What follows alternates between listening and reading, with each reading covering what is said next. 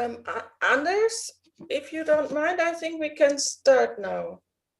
All right, sounds good. All right. Good morning, good afternoon, and possibly good evening, distinguished participants and Zoomers. Most welcome to this session 4 of the African Regional Review Meeting, which has the title Mobilizing Resources for the Sustainable Development in African LDCs. My name is Anders Berlin. I'm the Director for the Least Developed Countries Investment Platform at the United Nations Capital Development Fund, UNCDF. Our mandate is to primarily support the least developed countries, and we do so with grants, loans, guarantees, TA, and market research. Today, we're going to try to solve one of the more difficult challenges we face in development finance. No matter how you look at it, the financing gap to reach the SDGs in the least developed countries is huge. The Sustainable Development Solutions Network estimated the gap to be $400 billion per year for the lowest income countries. Of course, this is a rough estimate, and there is no exact science to estimate the financial needs. But what we know is that it's huge to reach the SDG objectives set for 2030. But do not despair. We have an excellent set of speakers and panel in front of us. So I have great hopes that we will find some interesting ideas and solutions. And most of all, keep you all awake. So please sharpen your pencils, open your notebooks. There might be some brilliant ideas out there which you don't want to miss out on. We will start this session with a keynote address by Susanna Morehead. Susanna is the DAC chair of OECD DAC. And after the keynote, we will have the pleasure of a key intervention by the Minister of Finance from Malawi, Honorable Felix Mluso. After his intervention, we will turn to a panel consisting of first, Augustus Flomo, Deputy Minister for Economic Management at the Ministry of Finance in Liberia. Then we have Rola Dashti, Executive Secretary at UN's Economic and Social Commission for Western Africa. After her, we will hear from Ms. Preeti Sinha, the Executive Secretary for UN's Capital Development Fund. She's followed by Theo Yong Yungong. He's the head of program at Afrodad. We will then turn to the private sector and hear from Mr. Admaso Tadese, the Managing Director of the Trade and Development Bank. And lastly, but not least, we will hear from Sarah Sesvanyana, the Executive Director of EPRC in Uganda. You hear a very well composed panel with representation from LDC governments, the UN, civil society, and private sector. And we have 3 women and 3 men, so nothing can go wrong there. We will let the panelists answer some questions in 2 rounds, and each time the answers cannot be longer than 2 to 3 minutes. These discussions will take us up until around 9 a.m. New York time, 3 p.m. European time, and 4 or 5 p.m. if you are, depending where you are in Africa. And we will then open up for questions or comments for about 35 minutes. And then we will return to the panelists for final comments. You will see a question and comments chat function on the bottom of your screen. Please type your question there. You may have a question to the speaker or to any of the panelists. And if you want to pose a question to a specific person, please write the name and then the question. There's also the possibility to raise your hand to get the floor. I hope all of that is clear so we can get going. I want to first welcome Susanna Morehead. She's the DAC chair of the OECD. And before she took up this post, she has been the British ambassador to Ethiopia and Djibouti and UK's permanent representative to the African Union. Susanna, the floor is yours. Anders, thank you very much indeed. And thank you for the invitation. I'm very honoured to be part of such a distinguished panel. and to participate in such an important meeting. I was thinking back, I think it was at UNGA in 2019 when I had the opportunity to talk to the least developed country group. And I was just reflecting on what a very, very long time ago that feels like, even though, of course, it was only about 18 months. So I think what I'm not going to do is to remind ourselves just how awful the COVID pandemic has been. We know that. And we know, sadly, that it is having a disproportionate effect on the poorest and most vulnerable people in every society. But of course, in the least developed countries, they will be hardest hit because they don't have access to what healthcare is available. They are the first to lose their jobs in the informal sector. And the women amongst them, their already very, very heavy burden of caring and responsibility and multiple roles will have intensified many, many times. There is increasingly stark evidence just how much COVID is intensifying poverty and inequality. And again, it seems like a very long time ago when I think rather blandly and, if you like, in an unsubstantiated way, we were saying this is a pandemic that respects, it makes no distinction between rich and poor, between men and women, and between and across borders. Clearly, there is a huge differentiation about your vulnerability, and tragically, it is the poorest who will be the hardest hit. So it comes as no surprise. We used to talk about the Sustainable Development Goals being off track. We now have to talk about them being in reverse.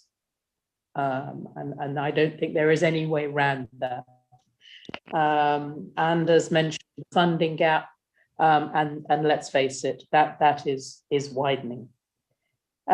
So what can we do about this? I'm delighted that we have such a balanced panel, that myself representing the DAC donors, honourable ministers, members of the private sector, because my top message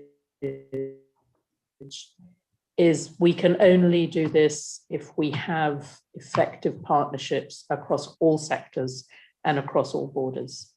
I wish I could say to you that ODA could resolve this, but it cannot on its own. And if ever there were a call to action to break down the silos between the public and private sector, between different forms of finance, between development and humanitarian interventions, between the health and other sectors, it is here and it is now. So the very first thing we have to do is to honor our commitment to make this extraordinary vaccine available to all who need it. And I think Dr. Tedros at WHO, who I'm honored to regard as a former colleague, has not pulled his punches on this. And there is a very, very clear message to the world coming from a leading African saying, we must not have vaccine nationalism.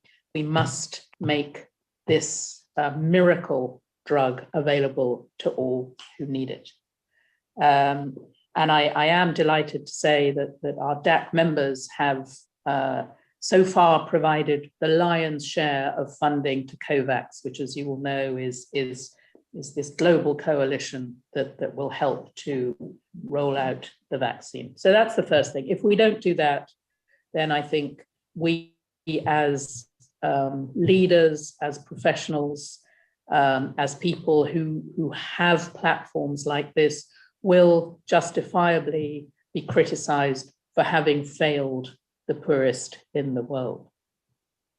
The second thing, and I think this is particularly pertinent for the African continent, is the long, long shadow this will cast, particularly on Africa's youth, who of course are the majority of your population, what it means for their education, what it means for their livelihoods, what it means for their employment prospects, what it means for their futures. There's a massive job to help the economies recover, but also society and politics. We need to make sure that when we talk about building forward better and greener, that we're not just talking about the economy, we're talking about the whole of society. So first of all, let me say something about financing. And you know, I'm going to be honest here, because I think we need to know the scale of the problem we're facing. It's fair to say that just at the moment when needs are greatest, the financing picture for sustainable development looks pretty bleak. And that is for a number of reasons. ODA volumes are more or less stable. We don't have the figures for 2020 yet. We will have them shortly. I'm delighted that a significant number of DAC members have managed to maintain and even increase their ODA. Some have not.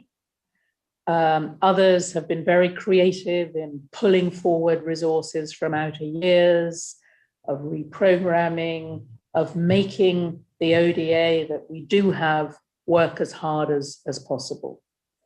But ODA is an increasingly small proportion of overall financing.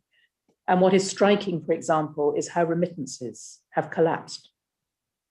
And that's not surprising, that remittances to many, many African countries have collapsed during these crises, as those people who were sending them have, of course, lost their jobs. Foreign direct investment is right down. Levels of trade, as we know, have been affected. So it doesn't matter which economic indicator you look at, the picture is bleak. And in pretty much every country, certainly in all DAC members, public resources are under very, very severe pressure. It's therefore not a surprise that at least 100 million people have fallen back into poverty. And I say at least because we don't really know. And I think what we also don't know is what the long-term consequences of this are going to be. And there I would just pause to think about what that means for the education of little girls. If they've been out of school for a year, we know the transformative power of education for all children, particularly for little girls. But if they're not in school, they are more likely not to return, to get married early, to have early multiple pregnancies, and so on and so forth. So we need to make sure that we're not just looking at headline poverty figures. ODA to least developed countries has been going down long before the pandemic. I mean, between 2011 and 2019, it declined from about 44 billion to about 43. But I do think that there is an opportunity now, a moment, and I really hope that we can collectively make this plea that it is least developed countries who need the scarce resource that is ODA more than ever, and more than other countries as demand goes through the roof. We talk about this a huge amount in the DAC. I mean, yes, ODA has its limits, but the DAC does bring together the biggest donors of concessional finance for development, about 153 billion in 2019. As I said, we don't yet know what last year looks like, but we're hoping it'll be more or less stable. And don't forget that DAC members are also the biggest financiers of IDA at the World Bank, and of all the UN agencies that do so much to reach the very poorest people in the poorest countries. And as you would expect, and as I said before, DAC members are right up at the front in supporting COVAX and the vaccine rollout. And when our ministers met last November, they redoubled their commitment to the least developed countries and to ensuring that recovery from the shock of COVID is spread equally, and that it's not just in the better off countries, and that we build back better. So to do that, we have got to work in partnership, and in my view, extend the partnership. We've talked for years about the need for additional sources of finance and other sources of finance. The time for talking is over. We have got to bring in the private sector. I'm delighted to see the private sector here today. We know it is hard and tough and risky to invest in some markets. How can we work together to do that? How can we use instruments like guarantees? How can we work with governments to improve investment climates? How can we support local entrepreneurs? This is not just about foreign investment. This is as much, if not more, to do with African private sector companies, particularly SMEs, those that generate jobs, because the way out of this crisis for Africa is going to be through employment generation for young people. And how can we do that in a way that also supports the planet? I think we hear a huge amount about building forward greener.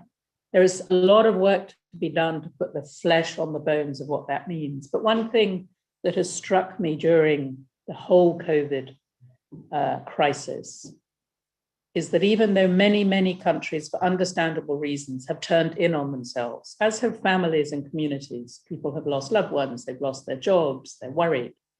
But what we are hearing, particularly from the youth of the world, is that they want us as leaders to do more to protect our planet and to protect their futures. So this is something that as we design the recovery, as we think about how we can work together to deliver it, as we work in partnership, we have got to have those green solutions right up front.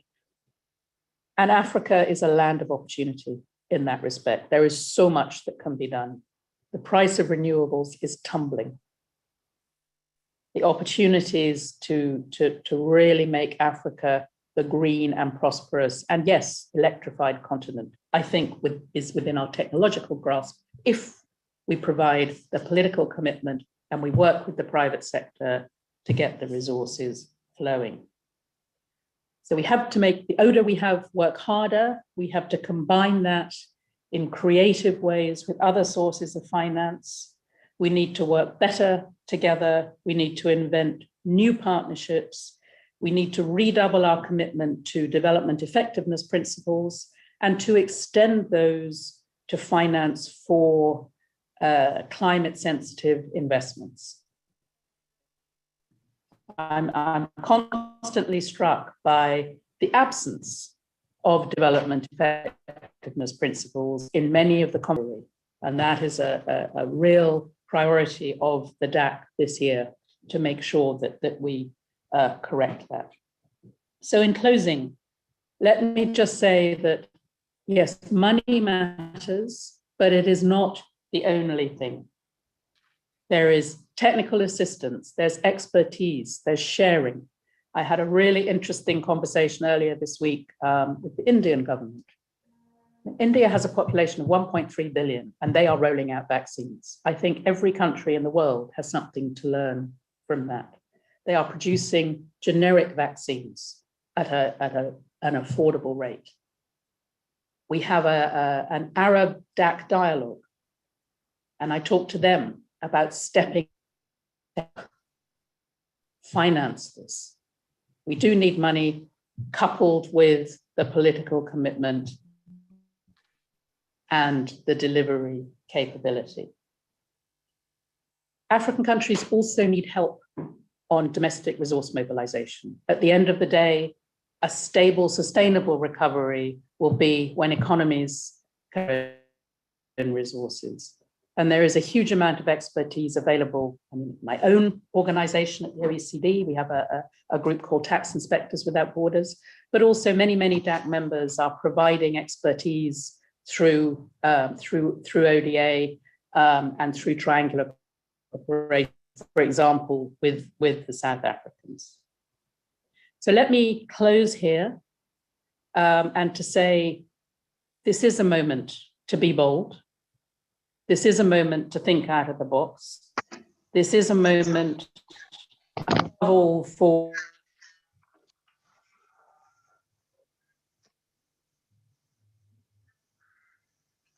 in the G20, in the United Nations and elsewhere, that we can build forward better and greener. And we can do so for the least developed countries and the very poorest women and men within them. Thank you very much. Thank you very much, Susanna, for a very strong statement. And what I take away from here is we can only do this in partnership across borders and across sectors. I think that is a very true statement of yours that I'll keep with me. So thank you again. Now, we're very fortunate to have a very distinguished lead discussant today, Honorable Mr. Felix Mluso, Minister of Finance from Malawi. Honorable Minister, you've heard from the DAC chair about some of the challenges and opportunities. What opportunities do you see in resource mobilization for the LDCs in general? And more specifically, what is done in Malawi? Minister, the floor is yours. Thank you very much for inviting me to this conference. Inadequate finances are one of the major challenges that most LDCs are faced with. In most cases, our tax base is lean due to a huge proportion of market operating in tough to get informal sector. Access to the international financial markets is costly, non-existent, or limited due to unavailability of unqualified sovereign credit ratings. Furthermore, some of our countries that are on economic programs, such as the extended credit facility with the IMF, are prohibited from accessing non-concessional financing, even when concessional financing is not available for mega projects with impact in our economies. It is therefore paramount for LDCs to develop innovative ways of mobilizing resources for sustainable development. In the new domestic revenue mobilization strategy for Malawi, for example, emphasis is on incentivizing the informal sector to bring them into the formal sector for tax purposes. For instance, government established credit financing facilities that could be accessed through associations or indeed cooperatives. Establishment of these cooperatives is one way of formalizing most SMEs through which government will be able to track all operators for tax purposes. A good collaboration with the private sector constitutes another form of innovative finance. This is not only limited to public-private partnerships or PPPs, as direct financing of government projects, even those in the social sector, without any future cash flow is possible. The Malawi government is working on a number of projects that will be fully financed by the private sector through issuance of long-term bonds. Government is also in discussion with local financial institutions to consider direct financing of some government projects, including roads with toll gates, as these will assist government in repaying back such loans. The Malawi government is also focusing on enhancement of its internal processes and abilities to leverage and take full advantage of international support. For instance, emphasis is on effective use of development resources by aligning them to our national development plans. Further, public finance and financial sector reforms are also key. This includes development of adequate financial and national payment infrastructure. The new Malawi Integrated Financial Information System, which will be fully rolled out on 1st July 2021, is integral to this process. In an environment characterized by fiscal risks emanating from natural disasters, We are investing in risk transfer financing instruments, including sovereign insurance. Nevertheless, since most disasters transcend borders, risk pooling mechanisms are needed, which will ensure lower premiums. This is my intervention on what was said earlier on, and I thank you very much for your attention. Thank you very much, Honorable Minister. I think we got some great examples, both how your government can support the private sector with private sector instruments, but also how the government takes responsibility for reforming the public sector to become more efficient in its use of scarce resources. So great examples there. Thank you very much. I now want to turn to the panelists, but before doing so, let me quickly reference two documents to highlight the importance put on resource mobilization. The Istanbul Program of Action states the following principle: ensure enhanced financial resources and their effective use for least developed countries' development, including domestic resource mobilization, ODA, external debt relief, foreign direct investments, and remittances. The Addis Ababa Action Agenda talks about resources in relation to the SDGs. The AAA document states that official development assistance, ODA, remains crucial, particularly for countries most in need. But aid alone will not be sufficient. The Addis Action Agenda addresses all sources of finance, public and private, domestic and international. It recognizes that finance is not just about financing flows, but also depends on public policies that strengthen the national and international enabling environments. Obviously, adequate resources were identified in both of these documents as key to achieve the goals, graduation of LDCs and achievement of SDGs.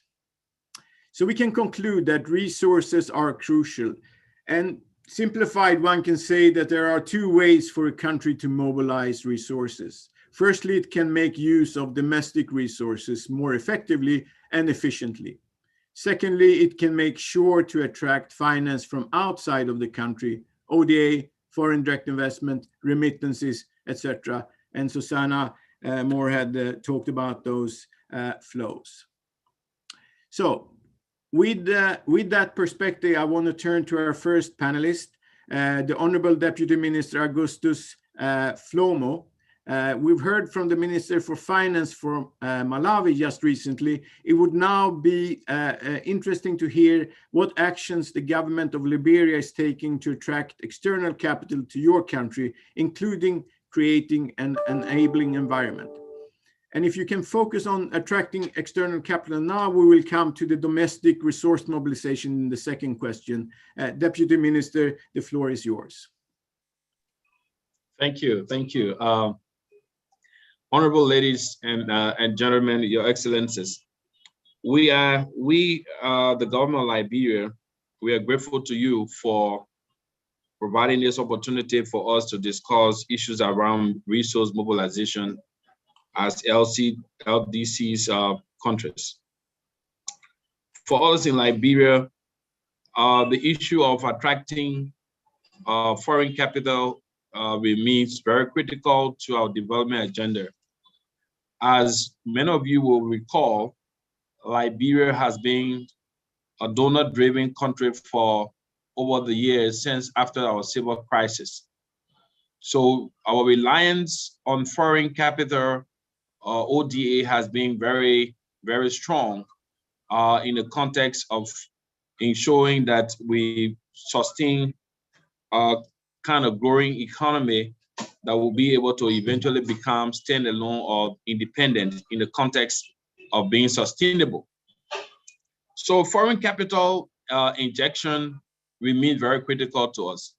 Few things of concerns that we've tried to address as a nation, as Liberia. One has been around our concern about business climate.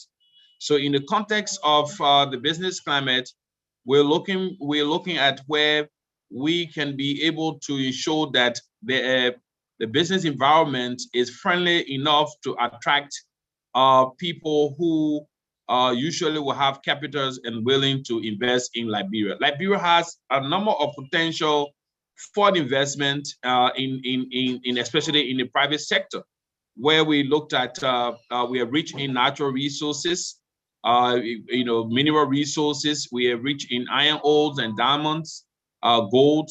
We also have timbers and forest products. So there's a lot of attraction that can attract a lot of foreign capital. The issue has been and continue to be conversation around developing a feasible, suitable environment that promotes good business practices. And that commitment as a government, we have tried to keep to ensure that people who have resources, who are interested in looking for a place to make an investment, can find Liberia as a home for conducting investment. The second thing we've also looked at, which is concentrating on foreign capital, but from the point of foreign aid, has been the fact that aid in Liberia, for most part, has been the foundation for implementing programs and projects by NGOs, by development partners, by different CSOs, or that's civil society organizations. And we realized that over the period of intervention, I'll just give you an example of between 2013 to 2020, Liberia received in total of $3.2 billion, which cut across various projects, including energy, roads, infrastructure, health, and many others. In the context of implementation, we realized that there have been a lot of impact. Yes, there have been impact by this investment, this foreign intervention, but we also realized that there have been a number of gaps.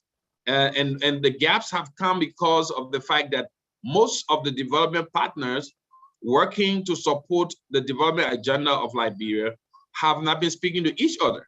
So you realize that there's been a number of disconnect across programming and project designs.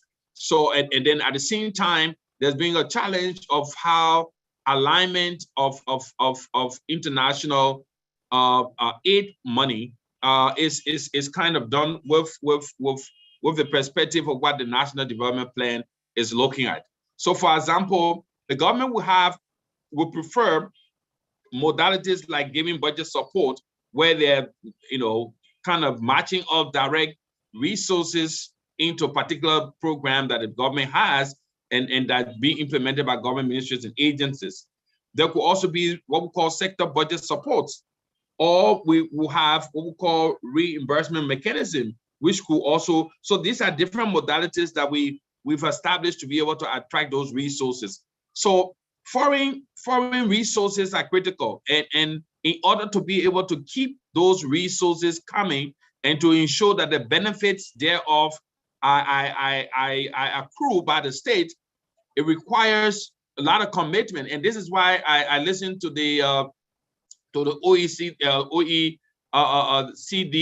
chair, and she mentioned earlier, very critical, that strong partnership, which promotes mutual respect for each other and programming in a way that provides consensus in what we want to implement and be able to achieve over a period of time that we all agree as partners is very critical.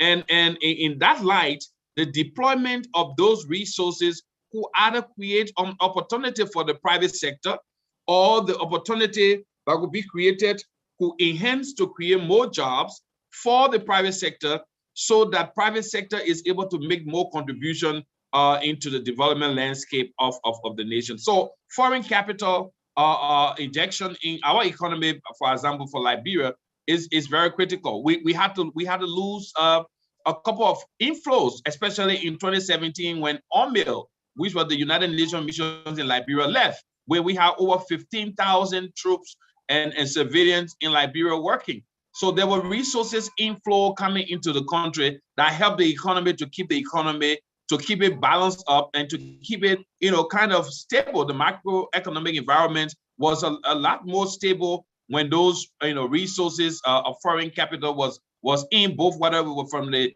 international foreign aid or whether it came from foreign direct investments. As we speak now, we're still moving towards those directions to attract more international entities. But again, like we all mentioned, she mentioned earlier also that COVID has then become, as we all know, is a health crisis, but it's also a huge economic crisis, which has also affected people, businesses, and agreements that what governments around the world have made with foreign direct investors who would have otherwise been in these countries to do business, to support the economic viability of those economies. Now are deprived, or they are unable to continue those investment programs. So I believe that foreign capital is critical, but the design of those programs have to be designs that have to be really, really strong in the context of what the country wants and what the country needs, and in the context of what the partners also want or what the investor is looking up to. Over to you. Perfect. Thank you very much, Deputy Minister. Very interesting and good to hear that you're working on the business climate and your views on capital flows. And we'll definitely come back to this in our discussions to hear more views. So thank you very much. I now want to turn to Rola Dashti. You're the Executive Secretary for UN's Economic and Social Commission for Western Africa. And previously you have been the Minister for Planning and Development and Minister of State for Parliamentary Affairs in Kuwait. And you were also one of the first women to be elected to the Kuwait Parliament. I know the Arab LDCs had a similar event last week, and I wanted to hear from you if there were any specific outcome from that meeting which you would like to share with this audience, and particularly if there were any good ideas that could be replicated for other LDCs or all LDCs. And I also heard there was a discussion about setting up a coordination mechanism to attract funds to invest in LDCs. So Rola, maybe over to you for your intervention. And please keep it to 2-3 minutes this first round if you can. Thank you. Thank you, Andres. Thank you very much for inviting me to the discussion into it. Yes, last week we had convened our forum similar to what you have. Let me point out that in our region, we have 4 Arab countries that are also African countries, which most of them are African countries that share the LDC category. We have Somalia, Sudan, and Mauritania, in addition to Yemen. The meeting that we had was to gather the views and perspectives of LDCs and ASQA donor members. We brought also the Arab countries that are donors and supporting the LDCs. And the important thing is that we identified common position between the countries of the Arab region to support the design and implementation of the future plan of action for the LDCs. Our process included analytical overview of the progress and challenges that is made, built on the lessons learned from the Istanbul Program of Action decade to provide key findings and recommendations for the next decade.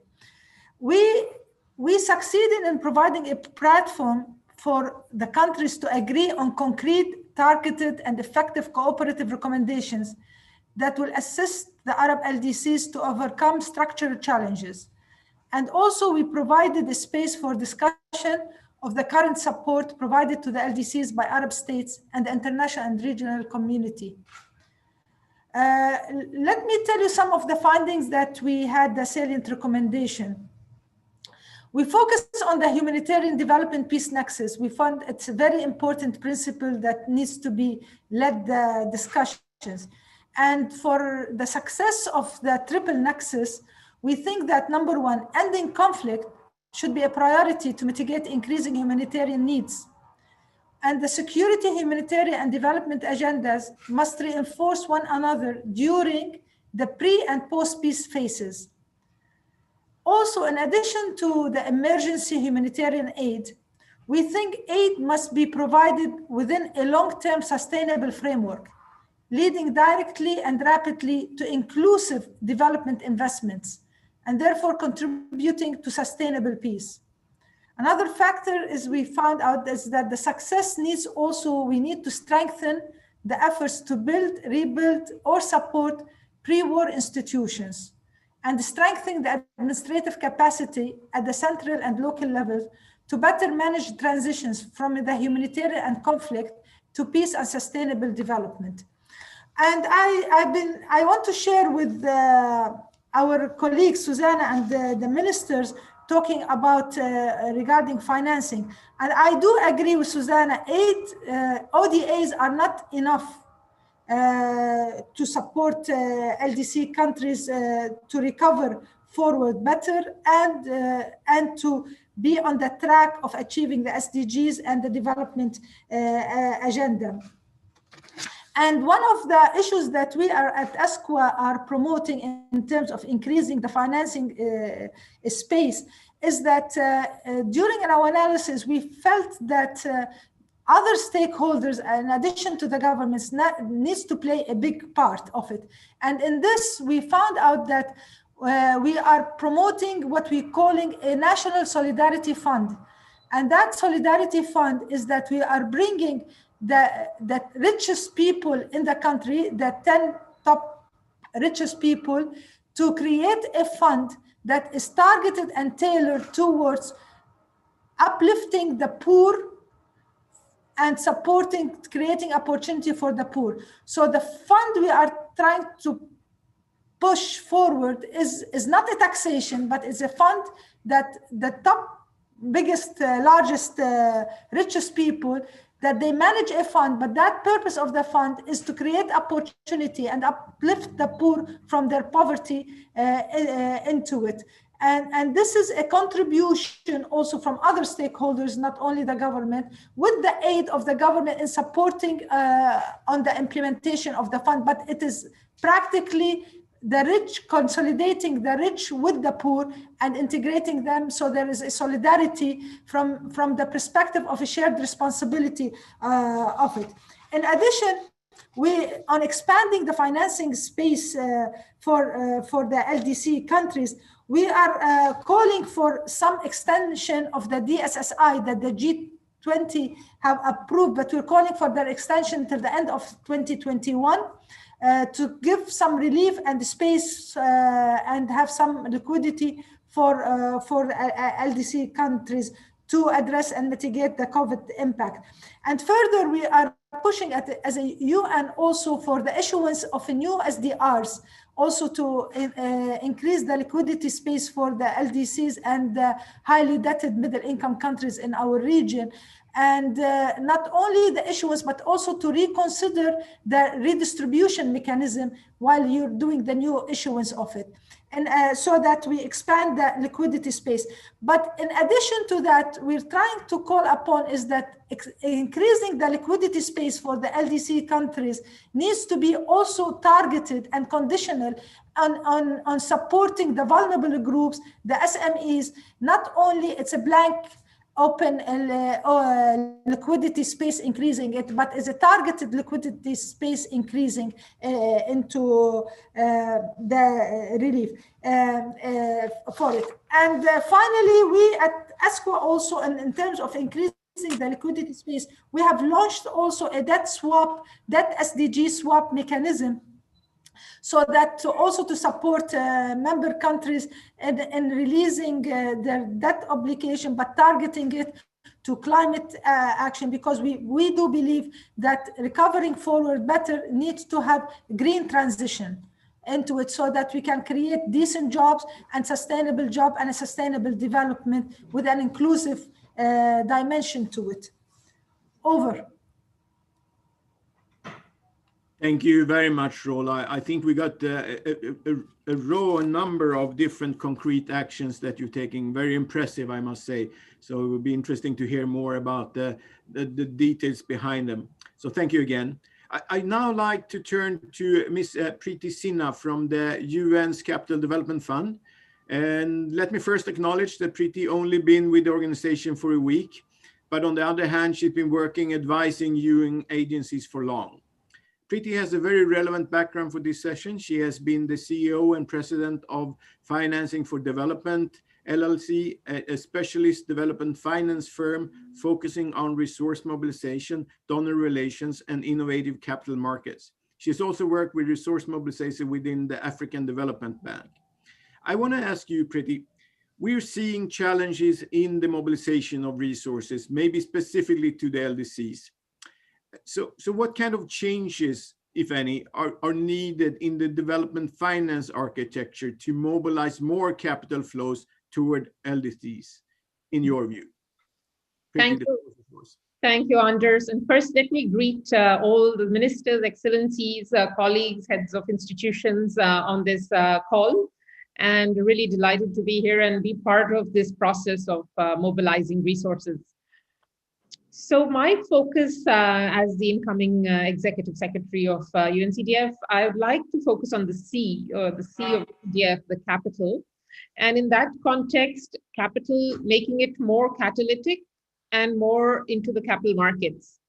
So referencing the OECD DAC chair, UNCDF definitely plays a role in trying to make ODA more catalytic, and I will talk about this in a later phase about our work on blended funds, which Anders, you manage, and on local development finance, municipal finance, which my colleague David Jackson manages, and then on digital finance, which Henri Domel manages.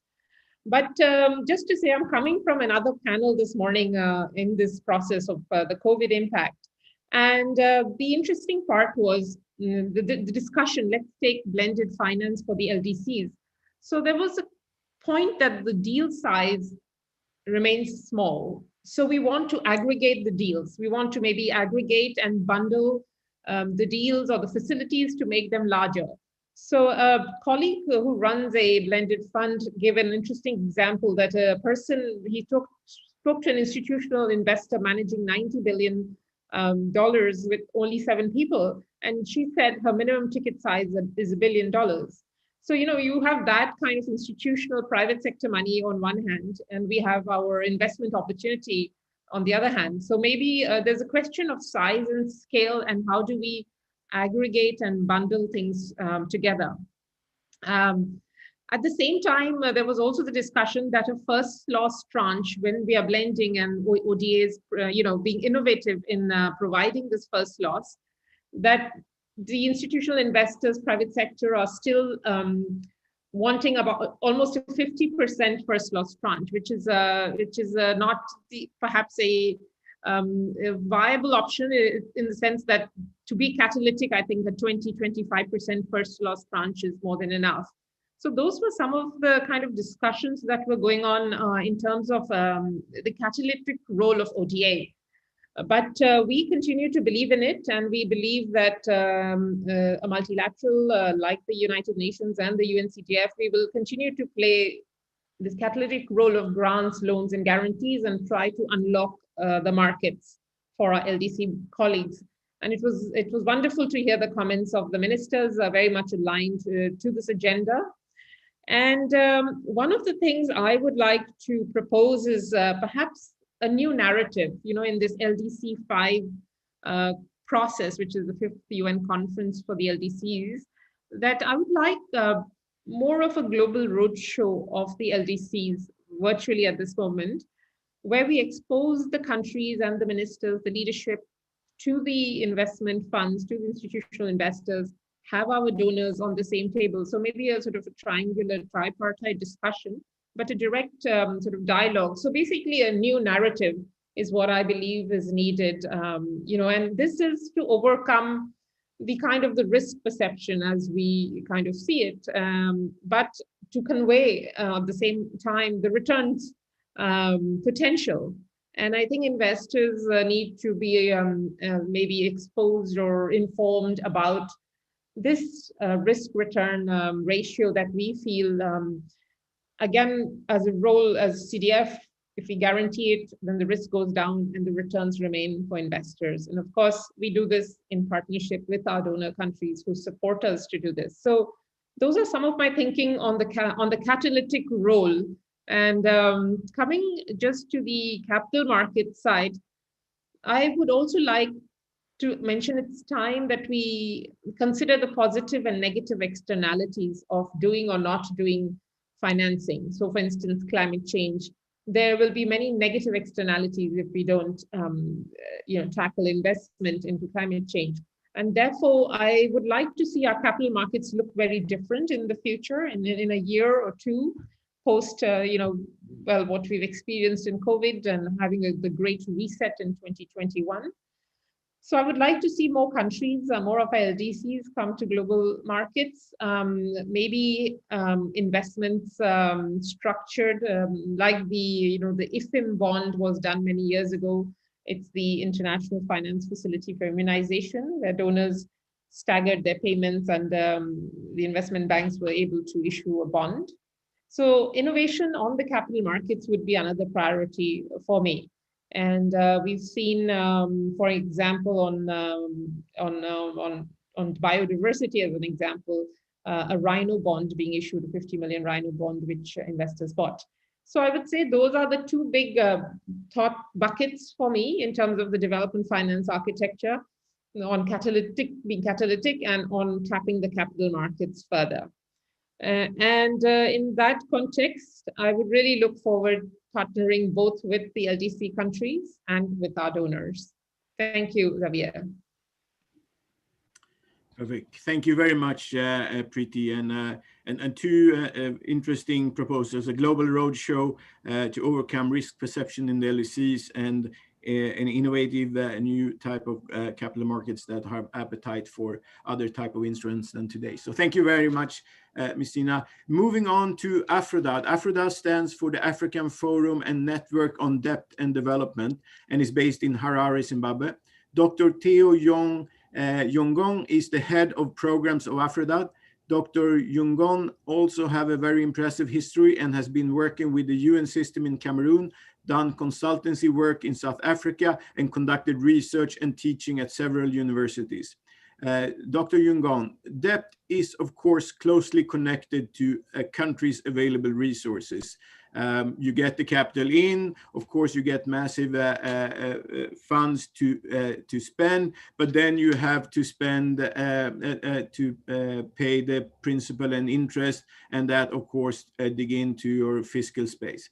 So what policies would you recommend to governments and possibly donors and IFIs that provides the debt in order to reach and maintain a sustainable debt load in the LDCs?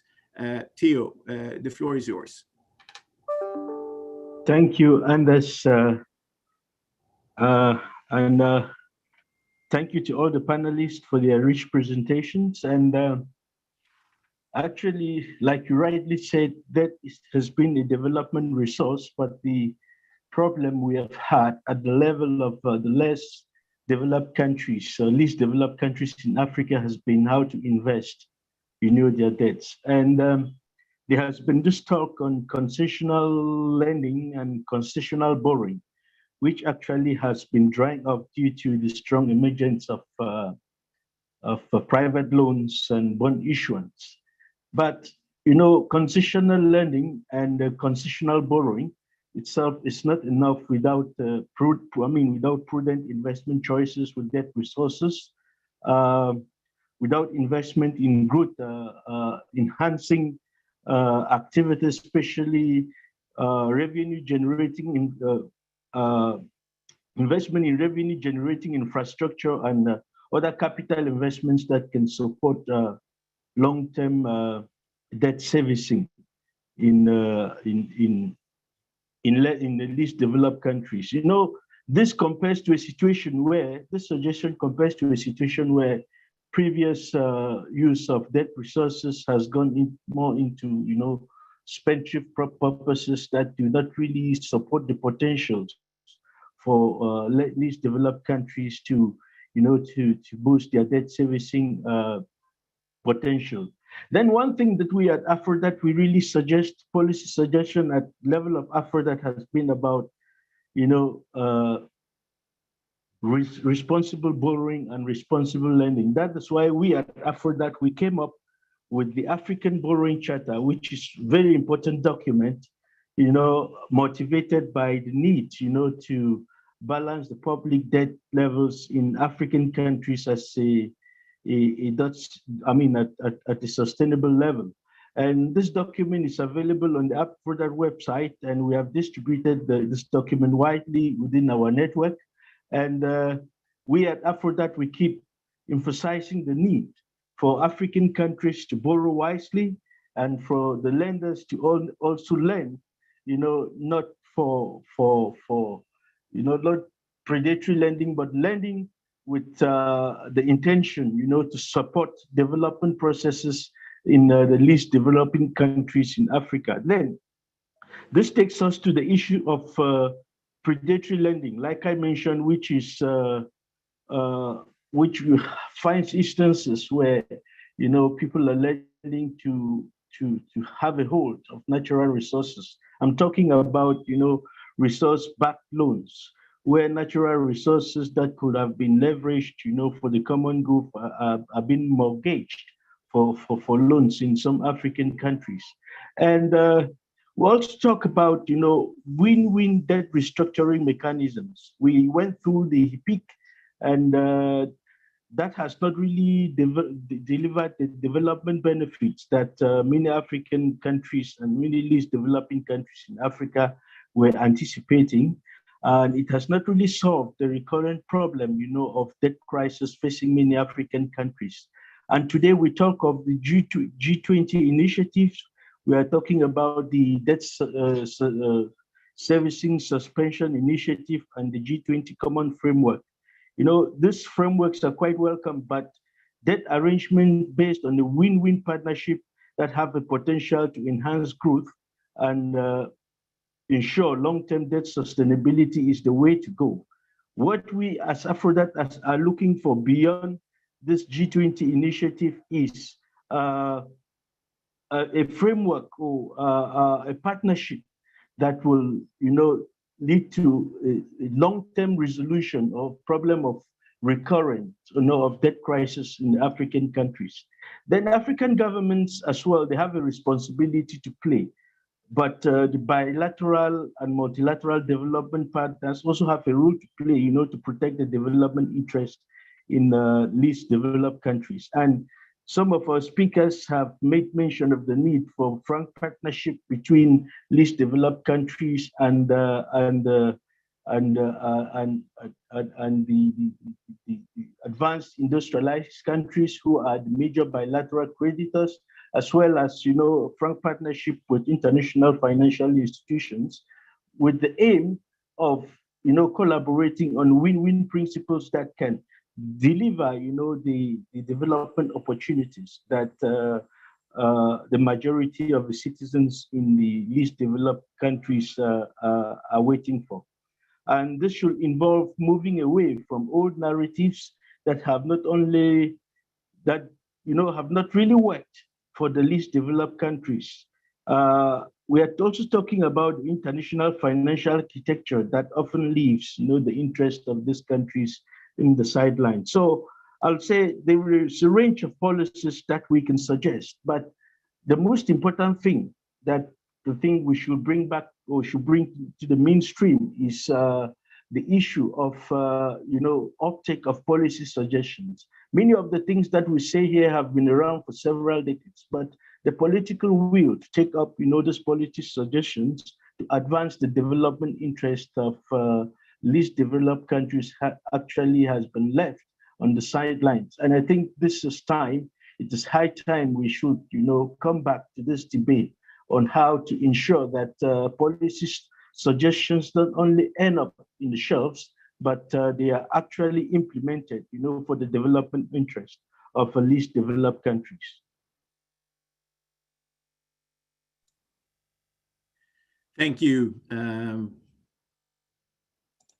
Thank you, Theo, very much for that. I took away responsible borrowing for productive use and responsible lending, meaning not overburdening the country. So I think these are nice takeaways from your interventions, among others. So thank you very much. I now want to turn to the private sector representative, the managing director for the Trade and Development Bank, Mr. Admaso Tadese. Mr. Tadese has helped the bank grow its assets from $1 billion to $7 billion over the 9 years Mr. Tadese has been with the bank. An impressive record, I must say. You've also been successful in attracting institutional investors to the bank's products. Mr. Tadese, can you explain to me the silver bullet you have used to attract capital over the years? How have you done it? And maybe you can describe the landscape you see out there and how to navigate as a banker in Africa today. Mr. Tadese, the floor is yours. Thank you very much, Anders, and greetings to all. Good day to everybody. And it's a pleasure for TDB to be here in this very important conversation. Very briefly, I will just jump straight to the points that we would like to convey from the TDB experience. First of all, we are a PPP in form in the sense that we are a regional bank that has both public and private capital embedded in it, embedded both in the risk capital, the equity structure, but also in the debt financing aspect as well.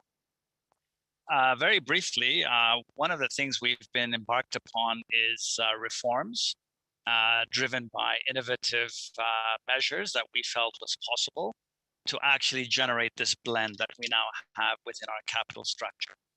And really, innovation has a number of faces for us. Innovation, of course, had a lot to do with reforming the capital structure of the institution and making it possible for private investors to come in and be part of the capital and part of the growth and the financing that we would then provide into many of our markets, which are LDC economies. And so what it meant essentially was to understand the requirements of private investors and to tailor a capital structure and a set of opportunities for them to invest alongside us in deals, but also, of course, to be part of our own risk capital structure. And so we came up with novel instruments for shareholding. We've actually had a lot of success in creating what we call Class B shares. And what we did is we realized that the institution, when it was first formed some 35 years ago, in the context of COMESA by COMESA member states, we realized that there was always going to be limitations in terms of how much public sector capital we can bring in. So we managed to convince our stakeholders to release the bank from a very narrowly defined formation, and we basically invited pension funds, insurance companies, sovereign wealth funds, and other specialized financial investors into the capital structure. And of course, we offered them a value proposition that was determined based on a carefully considered risk-reward value proposition. But over and above that, we also offered them an opportunity then to co-invest and co-finance various types of SDG investments, including trade. And so that would give them that blended triple bottom line. And so in essence, it was driven by innovation and reforms, and of course, making sure that we had fit for purpose opportunities for institutional investors. And that's how we were able to move from 1 billion to 7 billion on our way to 10 billion. We have managed to convince African institutional investors, African pension funds, African insurance companies to actually take risk alongside us, not just to lend, but to actually be part of that critical risk capital piece. But then once we achieved that, we were then able to reach out to institutional investors outside of Africa, including in Europe, over and above Asia, which has been in the structure for quite some time. And we managed to bring on board European investors who came in and took risk, alongside the existing investors in the bank. But then they also said to us very clearly, now that we're part and parcel of your vehicle, we would love to do much more in the region on a risk-adjusted basis, because now we have an idea that you you kind of know how to do risk-adjusted bankable business. And so now we have a syndication functions. We were able to club deals. We're able to crowd in the private sector, various types of institutional investors to deals in a way that was not always possible. And it all boils down to credibility and of course building an attractive value proposition that would really be something that institutional investors can believe in. And so that was really the story. There's a lot more that can be said, but in the time frame that we have available. Thank you, Anders. Thank you very much, Mr. Tadeso, and I really think it touches on some of the things that Preeta Sinha said about innovative capital markets and trying to find the products that attract the institutional investors, and obviously you succeeded that with also building the credibility that you could deliver on the value proposition that you're offering. And I think that goes hand in hand. So thank you very much for that enlightening intervention. Last, but certainly not least, we have Dr. Sarah Sesvana, the Executive Director of the Economic Policy Research Center in Uganda. Sarah holds a PhD in agriculture economics and have performed extensive policy-oriented research, not least on poverty, health, and education. Therefore, I wanted to ask you, Sarah, during the pandemic, we have seen the tightening of fiscal space and decreasing external financial flows. In your view, how should the scarce resources available to be spent to ensure adequate finance of social service delivery? And what are the difficult trade-offs a Minister of Finance need to do? So Sarah, over to you. Thank you so much, moderator, and good afternoon and good morning, everybody. Yes, indeed, it is true that the fiscal space is really shrinking, and the rate at which it's shrinking is really, really very high, given the fact that most of our countries, we see that debt to GDP ratio is really increasing significantly. And in the case of Uganda, we see that debt to GDP has increased from about 18.1% to about 41% in 2019-20, and for 2021 is expected to move to about 49.9%. And when you look at the projections for the next 5 years, we see that if we continue the way things are now, we are going to go beyond the acceptable levels of 50% of the GDP. And this is very, very critical in terms of, because before the COVID, we had really pressed the government that they needed to increase the public spending on social services. And indeed, there was a lot of discussion around that okay, we've spent so much on infrastructure, then we need to really to balance between the social and public spending. But before we realized this, COVID struck in, and COVID has presented a lot of, I think, a lot of problems especially for developing countries, because now when we look at the health sector alone, today we are discussing the money for the vaccine, for the COVID vaccine. And the amount of money that we need to really cover everybody in Uganda is really, really very high. And what we have for now can only go for about 2.5 million Ugandans. That implies that you are leaving out almost about 40 million Ugandans without a vaccine. So the only alternative that government has to do in this period is for it to be able to borrow. But where do you borrow? That is the biggest problem that we are asking ourselves. And we thought that probably, if possible, we could be able to go beyond the 50% of the GDP so that you can be able to really save lives.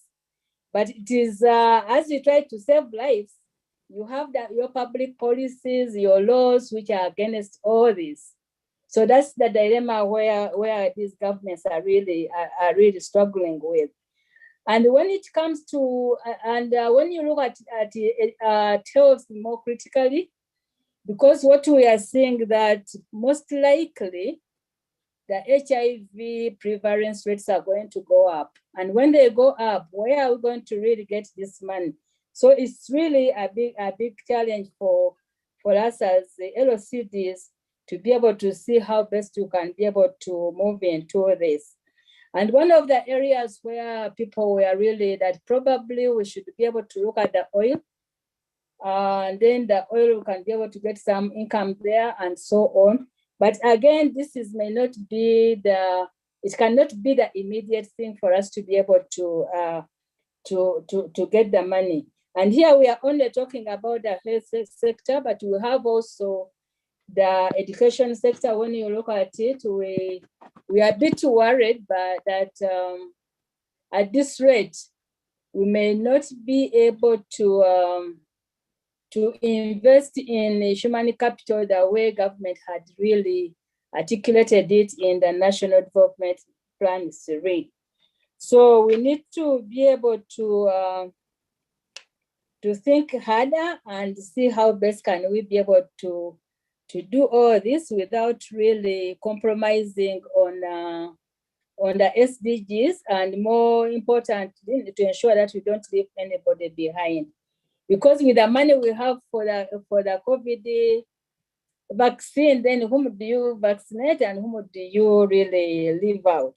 So these are some of the challenges that we need to live with, at least in the short term. Thank you. I submit.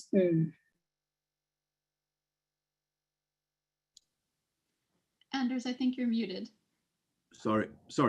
So thank you very much, Sarah, for that intervention and putting that perspective also into place when it comes to resources. So I'm, friends and colleagues and distinguished guests, I'm facing quite a small problem here. We're running out of time. And I really want the panelists to get a second round. So I will make sure that you all have that opportunity. But I also want to make sure that the audience is heard and that we get some more voices, not least from the least developed countries participants. So I will try to move to the floor and see if there's any questions. And I know there's a few that have announced questions or comments. So I will move to the floor and then I will go back to the panelists. But before doing that, I do want to recognize that Rola Dashti needs to leave. So I will offer her a second round of comments. So Rola, can you tell us a bit more about your organization and how you and the organization can help? You have heard all about these different issues in terms of resource mobilizations and challenges. Can you say a few words on how an organization like yours can help mitigate the challenges? Rola, over to you. Thank you very much, Andres. I think I do share with my colleagues, the presenters, on the issues of challenges that is confronting our resource mobilization. I do agree that ODA is not enough, but I also agree that we need also governance, a good, proper governance within the systems in the country. The second thing is that an important thing is the efficiency of spending, what we're calling smart spending. We need to make sure also that the spending, government spending on social issues need to become efficient and targeted into it. And this is where we are helping, supporting our member states through this, what we're calling a social expenditure monitor, where we target and for the beneficiaries and making sure that the spending, the government spending is going in a more efficient mechanism and targeting the right people and getting the maximum on it. The third thing that it's extremely important when we're talking about the social spending and addressing the vulnerable groups and the social protection because of, and revisiting it and making it wider, we are also advocating that there is a necessity when all these social programs that has been implemented they need to look into the sustainability and the fiscal sustainability of these programs, because these programs, at the end of the day, when you start them, it becomes an entitlement, and this will create more burden if they are not sustainable and focused. Where we're trying to say that the social programs and the spending need to be targeted towards creating opportunities and not creating dependencies on the states. So the philosophy of the spending is extremely important. In addition, we're trying to help member states and working on to expand the liquidity issue is looking into curbing the illicit financial flows, the tax evasion issues, and secondly, also to lower the cost of remittances in terms to reach out to the region. I can tell you, Andres, for example, in our Arab region, where there is out of the 22 countries, we have 4 LDC countries. Remittances into the region reached around $55 billion in 2020. The LDC countries' share was less than 8% into it, and the remittances plays a big role, and that we need to ensure that the cost of these remittances also could be decreased to allow for expanding on additional resource mobilization for the development plans and achieving. The third thing is the diversification in our resources and the economic sustainability, and this is where we're talking about the green transformation. Green transformation is extremely important, utilizing innovation and digitization for green transformation, that we can create also expand the processes for creating income for the nations itself and the resources for individuals. And finally, it's extremely important also to look into the rise in inequality. I mean, the rise in inequality, it creates a bigger burden on the government to sustain the proper prosperity for all its citizens. So curbing, looking into it, I mean, not only looking for increasing the resource mobilization in terms of liquidity for the fiscal space, but also proper management of and governance of your policies and your spending, so that it becomes more inclusive than it becomes more divided and creating more inequality into it. So financing needs to be looked into inclusive development and inclusive growth, and this needs to become targeted. And I think international community and international financial institutions need to look beyond only giving the debt or giving the loan or giving the aid. They need to target where it is and follow on a targeting where this money is going to be spent to ensure inclusiveness and to ensure stability of a region. It's not only giving the governments the funds, but ensuring that these funds are spent in an inclusive manner so that we can get a sustainable society where shared prosperity is among everybody. Over. Thank you, Andres, for giving me the chance. Perfect. Thank you very much, Rola. And I apologize, I have to leave. That's fine. So thank you very much for your concrete action points there. We're taking note, and I think it will be very useful for our deliberations forward. So thank you again. Now, before going to Deputy Minister, I want to see if there's anybody on the floor. And I think we had a call for the representative from Guinea to have an intervention. Can I call upon you to make your intervention, please? The representative for Guinea.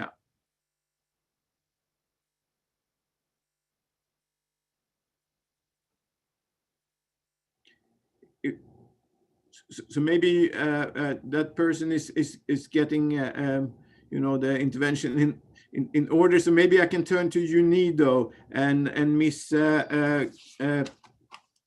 Calabro. Do you want to make your intervention, please? Yes, good afternoon. Good afternoon, colleagues. I am Aurelia Calabro. I am the UNIDO representative in Ethiopia and also the director of a regional office hub in Ethiopia. I will be very short. I've been very impressed for the presentation from all the panelists. And I see that there is a call for new models of assisting, mobilizing resources, and also addressing development goals in developing countries where we should really work in partnership. This is a word that has come across most of the presentations. And in this regard, I would like to talk a little bit about our experience by promoting what we call the Program for Country Partnership, or PCP. And the first question is, what is the PCP? The PCP is a sort of innovative model for accelerating inclusive and sustainable industrial development. What are the main features? Aligned with the National Development Agenda, is focusing on sectors with high growth potential, and it's supporting countries in achieving their industrial development goals. Furthermore, we can consider it a multi-stakeholder partnership led by host government, and also it builds synergies with ongoing government and partner intervention relevant to industrial development. And also is trying to leverage additional investment in selected priority sectors. Now, just to let you know, we have been formulating and implementing over 15 PCPs worldwide. And particularly in African countries, we have about 10 countries that are having this model in place. And I would like to mention particularly the example of the program for country partnership in Ethiopia, where I am serving as UNIDO representative, but also as a representative of Africa Union and ECA. And the PCP focuses on 3 light manufacturing sectors: agro-food processing, textiles and apparel, and leather products. And these sectors, as many knows, are acting as a springboard for the transformation of Ethiopian economy from one based on agriculture to one driven primarily by light industries. And in this case, I would like to mention, in terms of mobilization of funding, the case of one of the flagship program that is particularly impressive, that is meant in the establishment of 4 integrated agro-industrial parks. And these parks are focusing on adding value to locally sourced agricultural products. We should not forget that 85% of the Ethiopian population is involved in agricultural activities, and also that Ethiopia is the largest LDCs in sub-Saharan Africa, and the second highly populated countries in Africa, with over 110 million people. And is addressing constraints for private sector development. Just to let you know that so far, through partnership, we have been able to mobilize about $604 million by the government of Ethiopia, and likewise 644 million leverage from development partners. For example, in 2020, US dollars 270 million have been mobilized to the EU multi-stakeholder initiative called the Promotion of Sustainable Agro-Industry Development, that is involving also Korea, GIZ, IFAD, among others, and also $100 million from the Africa Development Bank.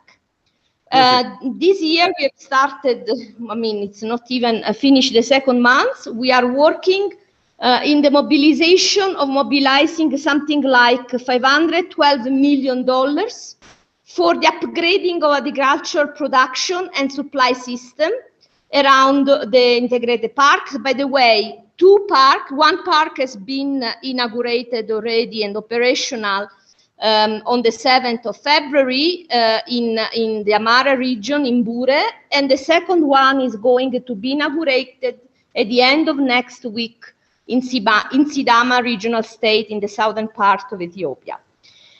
These are all investments from what we call parallel financing, and until the December 22, the UNIDO PCP portfolio of projects on technical assistance programs is amounting at about $60 million, involving about 39 TC projects. That's just to share with you this experience. Thank you very much. Over to you. Thank you very much, Ms. Calabro, for that very concrete example of how you can mobilize funding with the public and private funds. So great. I want to turn back, and I think Mr. Admaso Tadesse also needs to leave, and I want him to get the opportunity for closing remarks. And then I want to turn to our Deputy Minister from Liberia as well to talk about domestic resource mobilization. So in that order, I will call upon you, Mr. Tadesse. I think the question I had for you, and maybe you can integrate that in your closing remark, is there any advice you can give to any of the other development banks in the LDCs? You've been very successful, so what can you share here for them to take away? Mr. Admaso, this floor is yours. Thank you very much, Anders. Colleagues, just a final set of remarks, and thank you for the indulgence. Just wanted to say, in essence, the message to other DFIs or financial institutions is, if you sincerely reform and build it, the investors will come. You have to stick to your guns, keep up with the hard work and the heavy lifting, be very credible, but just keep making the outreach, and eventually, if you have the right mix in terms of the value proposition, you will attract capital. I thought I would just very quickly, for the benefit of the practical desires in this seminar, just to say that to the Minister of Finance of Malawi, and also to the colleague from Uganda, we are very actively currently discussing a number of facilities with your countries, but also with others, including Ethiopia, around how we can assist with the vaccine importation. Of course, among other things that we're helping them with critical inputs, for instance, fertilizer as well for some of these countries which are very agricultural. But I just thought, just from a mobilization perspective, we'll be rolling out some new instruments, and we would love to have a follow-up conversation with stakeholders who are in a position to really consider and help us be heard in the money centers around the OECD space, so that we can actually more efficiently continue to raise capital. We've been doing it quite well, but we think we can do much more. We've had the pleasure of attending OECD events in the past, and we're now talking to the UNCDF, Preeti and her team. There's a lot of prospects on our side, and we think there's a lot that can be done. This is not the forum to discuss it, but I would very much appreciate further opportunities to offer very practical ideas and instruments that will allow us to follow through. Thank you very much, Anders. Excellent. Thank you, Mr. Tadesse, for that intervention. And maybe the advice to other DFIs and bank in the LDCs is to look out for the banks and new instruments that they will be rolling out, and see what they're doing. And there's nothing wrong in being copycat and do things that are working from others, right? So great. Now I want to come back to the Deputy Minister of Liberia, Augustus Flomo, and you talked very much about how to attract external capital in your first intervention. I now want to give you the opportunity to say a few words on what Liberia is doing to promote domestic resource mobilization. Honorable Deputy Minister, the floor is yours. Thank you.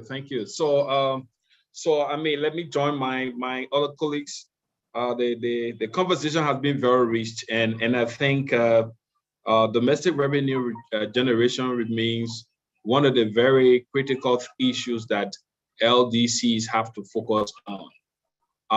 You know, because it's getting glaring day by day that even the ODAs are kind of reducing. We're having all the global challenges. For example, if you look at what has happened globally with COVID, where impact of economic challenges is being felt by almost everyone across the world. So the solution to everyone now trying to fit in is to begin to look inward. And looking inward then means that we have to be able to be more strategic and innovative in designing programs that respond to our domestic revenue generation needs. So for example, what we've done in Liberia, coming from a donor-driven country and trying to move into where we increase our share of revenue in the context of our national development program, is to be able to structure our revenue, domestic revenue generation strategy. So the resource mobilization strategy remains, very key for us. And in the context of the strategy is not just enough, which is of course a policy. Then it has to go into the implementation. So looking into the implementation is key. And most times, the challenges we all are faced with as LDCs in the implementation is the fact that we also have limitation on resources to deploy those very strategies that we have also, designed. So you can see that it's a very difficult thing you have to fight to do. So we have the strategy. You want to look at the sectors specifically that will bring more economic value. But in the context of, moving into those sectors, you need the resources. You need to be able to raise the resources, whether it's domestically, whether from foreign investment, and whether from ODAs. You have to be able to raise those resources, deploy them, so that domestically the investment then becomes the base for which you can rely to be able to generate domestic revenue. So this is why most times when we're having conversation on domestic revenue generation, I like to always tie it into the kind of how do we, and our, the fellow who spoke about, the other panelists who spoke about debt, so you want to generate domestic revenue, but you have to be strategic. You have to go for kind of responsible investment, lending that allows you to invest domestically so that the domestic economy builds itself. For example, in Liberia, we're now trying to shift into massive agriculture.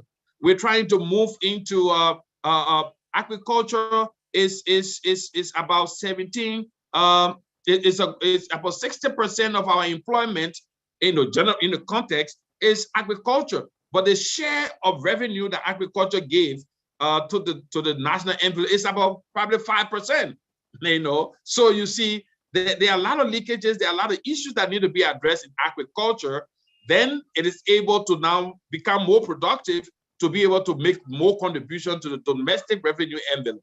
So agriculture is one case. We're looking at real estate, for example. So you're talking real estate. Then you're also looking at the other side where we talk about social services. So if the population cannot even afford, a meal a day, even though you live in a house, how do you even go, after them more for real estate contribution? So you see, so it's a kind of combination of issues you have to be looking at, solving problems, which we are trying to focus on, to look at the real sector, look at productive areas that we can connect to, in addition to all of the strategies that are looking at broadening the tax base, ensuring that there's sufficient awareness, so that participants in the space of the tax net, they are able to make the kind of necessary contribution. So domestic revenue is key, because that's the way to go. As we're looking at LDCs, have to continue to look at strategies, sufficient and sustainable strategies that will help us to really increase our share of revenue in our national development programs. Over to you. Excellent. Thank you very much for that. both lively and very informative intervention from Honorable Deputy Minister Augustus Flomo. Thank you very much. So I want to come back to Theo. I want to come back to Sarah. I want to come back to Preeti, and I want to come back to Susanna. Closing remarks.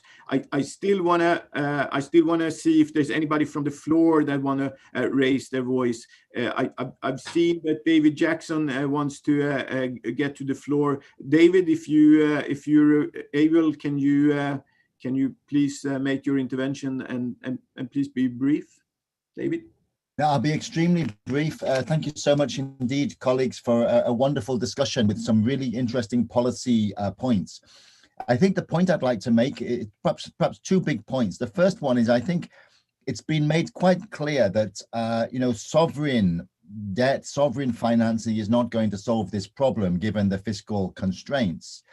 And people have talked about the need for also investment finance, because it's about transformation. It's not only about growing again, it's about transforming, and that's going to require investment. So there will need to be this third pillar of the financial architecture that can develop vehicles that can invest with long-term investment tenor, infrastructure style finance, but not impinge on the sovereign debt and the sovereign credit rating. And that's going to be a challenge, but it can be done. So no time to go into the details here, but just there is light at the end of the tunnel. We're working on this with partners in a variety of ways to have this third pillar that can provide non-sovereign, but long-term and affordable infrastructure style finance for the transformational investment that's needed, because it's not only growth, it's transformation that is going to be required. As President Museveni once said, I understand that a caterpillar can grow from a thin caterpillar to a fat caterpillar, but the crucial thing is to become a butterfly, and that requires transformation, which requires investment. The next point I'd like to make is on the fiscal space, the constraints on fiscal space. This is critical for blended finance too. Blended finance requires a public blend, and if the fiscal,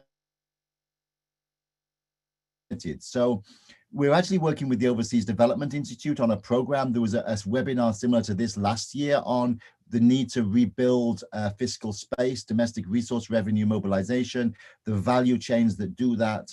The way of new forms of taxation to do that. And that's going to be fundamental, because a strong private sector requires a strong public sector. The fiscal space issue, I think, is going to be critical for LDCs going forwards. Unless we address that, they will slip back into chronic debt. And that's not going to help at all. And that could be one of the worst legacies of COVID. So I think you can count on us for support in this fiscal space question, as well as the transformative investment question going forwards. But a wonderful discussion, and thank you so much indeed, colleagues. Thank you, David Jackson. And maybe we didn't introduce you properly, but you're working as the director at UNCDF and in charge of local development department there. So that's David Jackson. Great. So we have another request for the floor before I go back to our panelists, and that's going to be the last for the floor. We have actually 5 minutes left, and I wanted us to maybe go over a bit, but not much. So in that sense, please all remaining speakers be very brief. But I want to call on Mamadou Dia from Senegal to take the floor. Mamadou Dia, the floor is yours. Merci. Merci, monsieur le modérateur. La réalisation des stratégies de développement des paiements et l'atteinte des cibles ODD nécessite la mobilisation de ressources conséquentes. Donc, à cet effet, au-delà des efforts d'accroissement des ressources publiques, des ressources domestiques, partout dans les paiements, on a constaté cela, que les ressources domestiques ont augmenté. Donc, il est nécessaire d'assurer une participation effective du secteur privé dans le financement des projets, dans les programmes, mais également dans les réformes nécessaires pour la mobilisation des ressources. Donc, à mon avis, c'est donc intéressant de repenser aussi les partenariats nationaux de développement et renforcer les systèmes de gestion de l'aide, avec un accent particulier peut-être mis au renforcement de la coopération sud-sud et à la coopération triangulaire, comme ça a été développé tout à l'heure. Des pays comme le nôtre, le Sénégal, tout récemment, nous avons adopté la semaine passée une autre loi sur le partenariat public-privé pour renforcer encore une fois la mobilisation des ressources du secteur privé. Là où je voudrais en tenir, c'est surtout par rapport au partenariat international et la mobilisation de l'aide, pour éviter que nous revenions dans 10 ans ou dans 5 ans, au moment de faire le bilan à mi-parcours, de répéter la même chose par rapport à l'aide publique au développement. Aujourd'hui, quelle est la stratégie à mettre en place pour permettre aux paiements de pouvoir accéder aux financements internationaux de développement?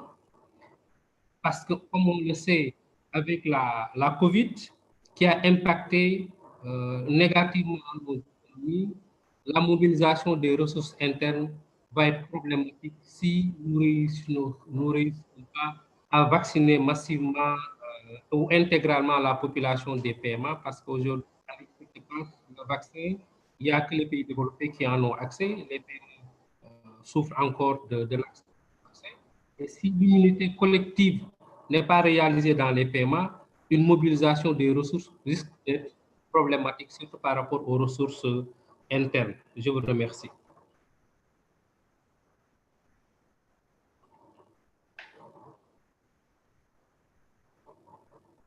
Merci beaucoup. Thank you very much, Mamadou Dia from Senegal.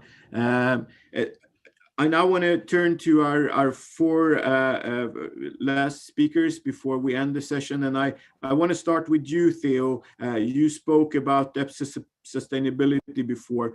Maybe you can say a few words on what Aphrodite is doing and what you see is important in terms of ensuring that the governments have enough resources mobilized to implement their policies beyond sort of debt sustainability. Theo, the floor is yours. Thank you. And there's particularly in terms of domestic resource mobilization, I think one of the challenges facing African countries is the lean tax base, and developing the tax base in African LDCs will be one critical measure to boost, internal domestic to boost internal resource mobilization. African countries have a very rich agricultural base and the mineral sector that has been exploited below its potential. And some of these resources are exploited that give away revenue generating opportunities. And it is time, to use these resources, to develop the tax base in the LDCs.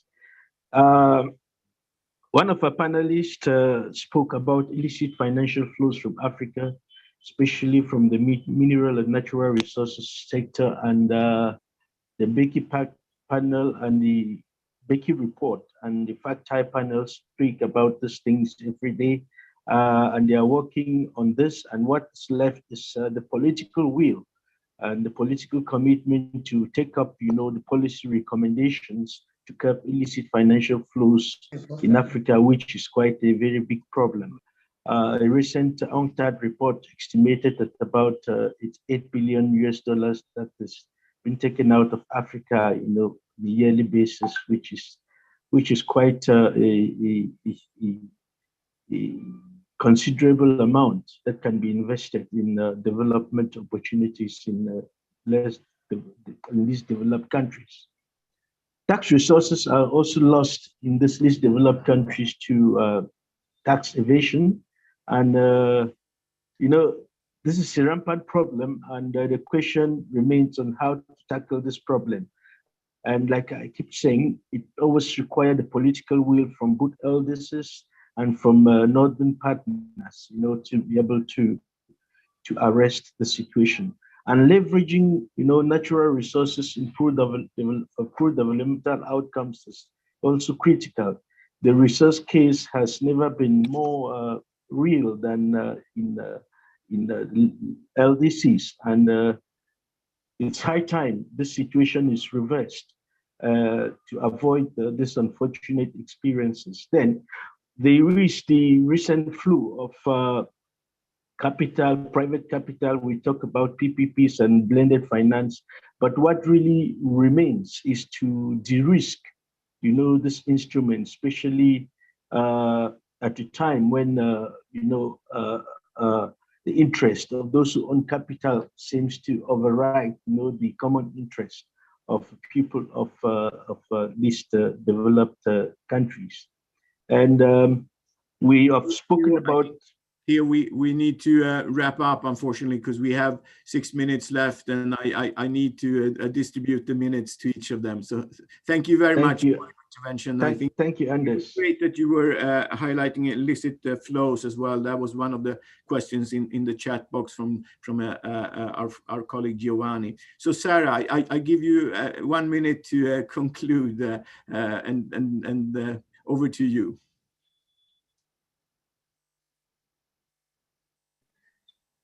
Thank you so much. I wanted to probably come back to what David talked about, the new forms of taxation. And I think Theo has been able to tackle some of them, where we talk about the extractives and we talk about the digitalization. I think these are some of the potential areas that we can be able to raise taxes internally. However, I think the biggest problem is the capacity to do that. Audio. How exactly can we be able to tax these two areas? I submit. Thank you very much, Sarah, for being brief and for bringing that up. I now want to go to Preeti. So over to you, Preeti, for your concluding remarks. Thank you, Anders. And maybe I'll take this opportunity to outline an outcome that I'd like to see from this panel. I mentioned to you, I always like one outcome that we can follow up on. And maybe one from my side would be a blended fund for the LDCs that we deliberate further. Beyond our report, what would it take to really incentivize a large amount of blending finance going to the LDCs? Currently, only 6% goes to the LDCs.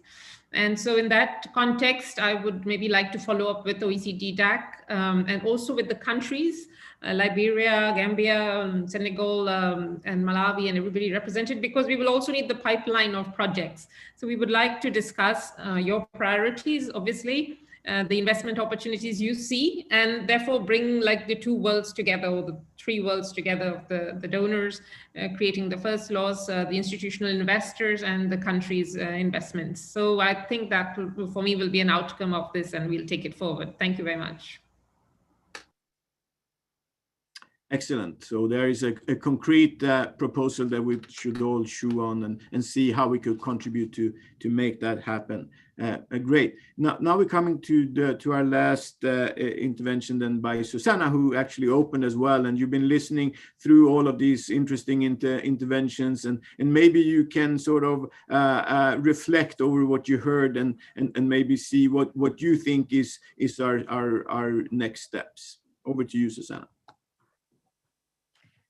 Thanks, Anders. I think I'm going to struggle to reflect the richness of the debate, but I mean, my big takeaway is actually I'm rather optimistic, and I think we need more hope and optimism at the moment. There's a lot of doom and gloom, but what I've heard is a huge number of good ideas, a real commitment to a multifaceted approach.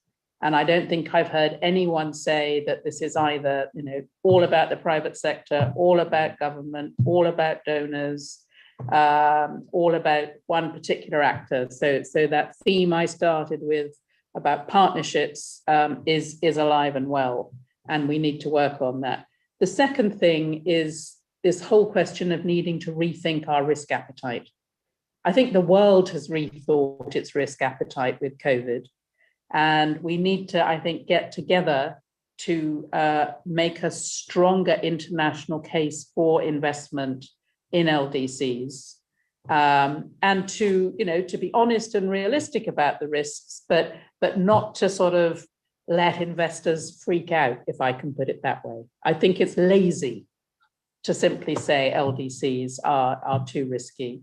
And I strongly support what Preeti said about let's think about how to get more blended finance, you know, into these LDCs, because as you rightly point out, the vast majority is not going there. You know, it's going to the slightly easier markets, and that's not really the point. And I think last but not least, a lot of people talked about governance and political will. And we're not going to achieve any of this unless the partnership is driven by collective political will to prioritize LDCs in a post-COVID world. So look, thank you all very much. Really, really, really stimulating discussion. And as I say, I feel very optimistic, which is a very good feeling to have. Thank you. Thank you very much, Susanna, and let's carry that feeling with us when we end this session of optimism and opportunities and new ideas which has been generated. And I'm sure we will try to come back to them, and we're taking note, etc. So that is a great segue to the next sessions that will come following this. And I'm really sorry to have to rush you in the end here, and also thank you for being so disciplined and making time to come to an end. And we are not at the end, and I want to thank you, keynote speaker Susanna, Minister Maluso, who was here earlier, all the panelists for making this 1 hour and 45 minutes a very worthwhile use of time. I also want to specifically thank the government of Malawi and the UN's Office of the High Representative for the Least Developed Countries, landlocked developing countries and small island developing states for arranging this session. Well done. Thank you, and have a good rest of your day, everybody.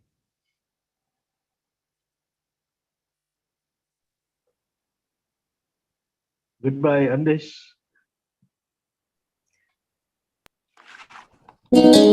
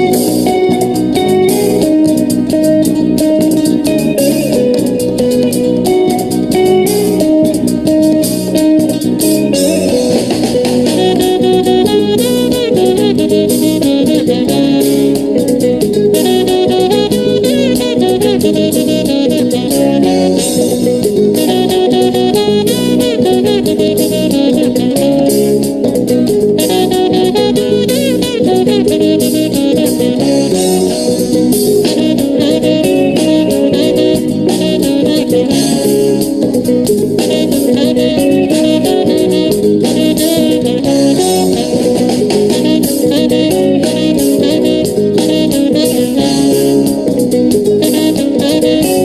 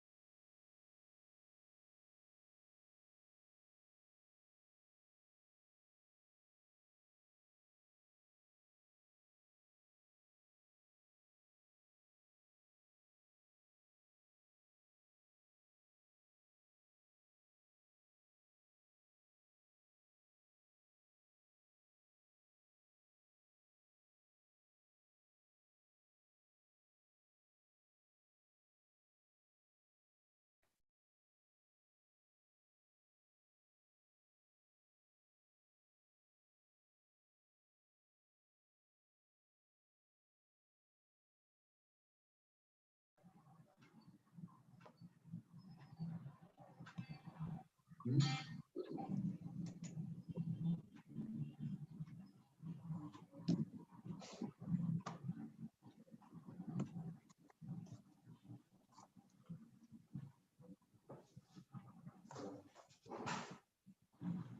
morning, good afternoon, and good evening. Excellencies, distinguished delegates. Hello, you are hear me? Yes, hello, hello everybody. Do you hear me? Yes. I'm your moderator. Thank you. Thank you. So good morning again, good afternoon, and good evening, Excellencies, distinguished delegates, ladies and gentlemen. I would like to warmly welcome you to session 5 of the Africa Regional Review meeting on the implementation of the Istanbul Programme of Action on enhancing external trade for African LDCs, infrastructure development, and the role of regional integration. My name is Giovanni Biha. I'm the Deputy Special Representative of the Secretary General for West Africa and the Sahel in the UN's Office for West Africa and the Sahel. I will be the moderator for this session, and it's a great pleasure to be with you today. In order to help the meeting run as smoothly as possible in this virtual format, we have a few housekeeping rules. First, if you are a panelist in this session, I kindly request that you keep your video on and your microphone muted while you are not speaking. Second, if you are not part of the panel, please keep your video off and your microphone muted. Third, in order to ensure that everyone has the chance to speak, please keep to the time allocated to you and wrap up if you are requested to do so. And finally, please feel free to engage in the chat, but if you have specific questions you would like to be reviewed for response, please ask them in the Q&A option. Ladies and gentlemen, international trade is recognized as an engine for inclusive economic growth and poverty reduction, and an important means to achieve the Sustainable Development Goals. Integrating the African LDCs into international trade is therefore fundamental in ensuring that these countries are not left behind in achieving the SDGs. Agenda 2063 also aims to significantly increase trade amongst African countries and strengthen Africa's place in global trade. In this session, we'll review the participation of African LDCs in international trade, discuss the factors that may explain the current performance. We will also explore opportunities for enhancing their trade performance, as well as opportunities for using trade for post-COVID-19 recovery. The session will explore how the African Continental Free Trade Agreement can boost regional and global trade of African LDCs. The session will also look into the role of multilateral trading system in scaling up the trade competitiveness of the African LDCs. We will also explore the role of the private sector. We'll discuss how the competitiveness of African LDCs can be enhanced, including through infrastructure connectivity and aid for trade support. To discuss these issues, we have with us an array of distinguished speakers. Allow me, on my own behalf and on behalf of the organizers of the meeting, thank them for agreeing to participate and contribute to this very important meeting. Each of the speakers is given up to 5 minutes to make a presentation, with an exception of Honorable Minister, who is allocated 7 minutes to deliver his remarks. Given the time constraints of the meeting and the number of speakers we have during this session, I encourage each speaker to abide by the time limit. We have provided time for interactive discussions after the presentations. I would encourage you to make the most of the opportunity to interact and engage with our speakers. With the permission of the speakers, the presentations will be posted on the UN OHRLLS website to facilitate the dissemination of the information presented to delegations that could not attend this event. So I will present you our distinguished panel as follows. Honorable Dr. Thabiso Paul Molapo, Minister of Trade and Industry, Lesotho. Ms. Isabelle Durand, Acting Secretary General, UNTAD. Mr. Ratnakar Adhikari, Executive Director, Enhanced Integrated Framework. Dr. Towela Nyirenda Jere, Head of the Economic Integration, AUD, NEPAD. Ms. Emily Mburu Ndoria, Director of Trade in Services and IP, African Continental Free Trade Area Secretariat.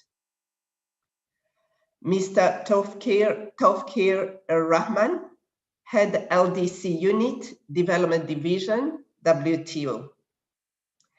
And Ms. Louise Wiggett, Chief Executive Officer, Global Trade Solution. We also have Honorable Mr. Sosten Wengwe, Minister of Trade and Member of Parliament for Malawi, as the lead discussant for this session. Thank you. Let's thank our distinguished panelists, and I see that we have all of them on our screen.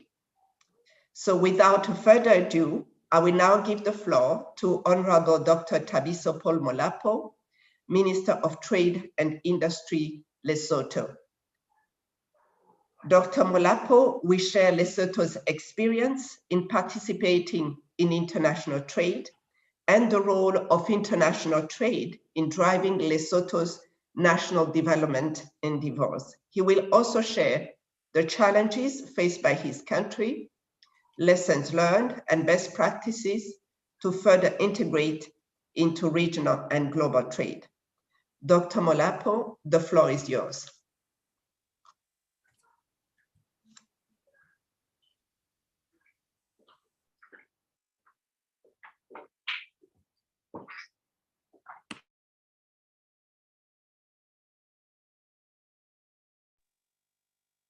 Dr. Molapo, are you with us? I don't see Dr. Molapo on the screen.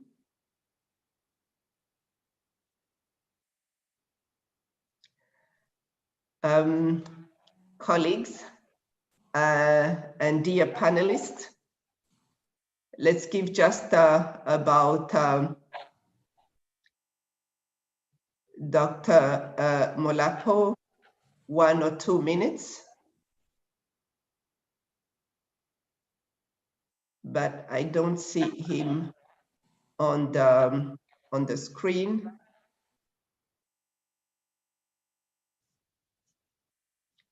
So since we don't have Dr. Molapo, while waiting for him, I would actually maybe give the floor to my dear colleague, Ms. Durand, Isabelle Durand. So you will be our first speaker, Isabelle Durand, who is Acting Secretary General of UNTAD, to give her remarks. So Ms. Durand will highlight progress so far achieved by LDCs toward achieving target 1711 of the SDGs of doubling the LDC's share of global exports by 2020. She will highlight the actions that should be taken at national, regional, and global levels to maximize the trade potential of African LDCs. She will also highlight how trade may be leveraged to deal with COVID-19 and in achieving resilient recovery. Isabel, you have the floor, and it's a pleasure to see you. Thank you, Giovanna, and I will speak in French. I think we have, yes, I think we The have translation. translation. Yes, thank you. Mesdames et messieurs, c'est vrai, au-delà des chiffres, le commerce est toujours une histoire de possibilités et d'opportunités. Mais nous devons admettre que jusqu'à présent, il n'a pas vraiment répondu aux espoirs et aux attentes des nations africaines. Quand la CNUSET a été créée, il y a près de 60 ans, la part de l'Afrique dans le commerce mondial était de 5,7%. Aujourd'hui, elle n'est plus que de 2,5%. Et pour les pays les moins avancés, l'histoire n'est pas non plus une réussite. Il y a 10 ans, dans le cadre de la conférence PMA 4, le monde a convenu d'aider ces nations pour doubler leur part du commerce mondial. Mais leur part n'a pas beaucoup bougé et elle stagne seulement à 1%. Alors, ces mauvais chiffres ne sont pas une raison pour abandonner ou pour céder au pessimisme, évidemment que non, parce que, comme ça a été dit, l'accord de libre-échange continental africain est évidemment un jalon important et même historique pour l'Afrique et ses pays les moins avancés. Il ouvre des possibilités et de relever des défis structurels et commerciaux du continent, et c'est surtout une occasion de stimuler le commerce intra-africain et de progresser vers la réalisation des ODD et de l'agenda 2063 de l'Union africaine. Actuellement, plus de 80% des PMA sont considérés comme dépendants des produits de base et la majeure partie de leurs exportations sont des produits primaires. Seuls 6% des exportations des PMA africains vers l'extérieur du continent sont des produits manufacturés. Pour le commerce intra-africain, la part des produits manufacturés dans les exportations est un peu plus élevée, environ 30%.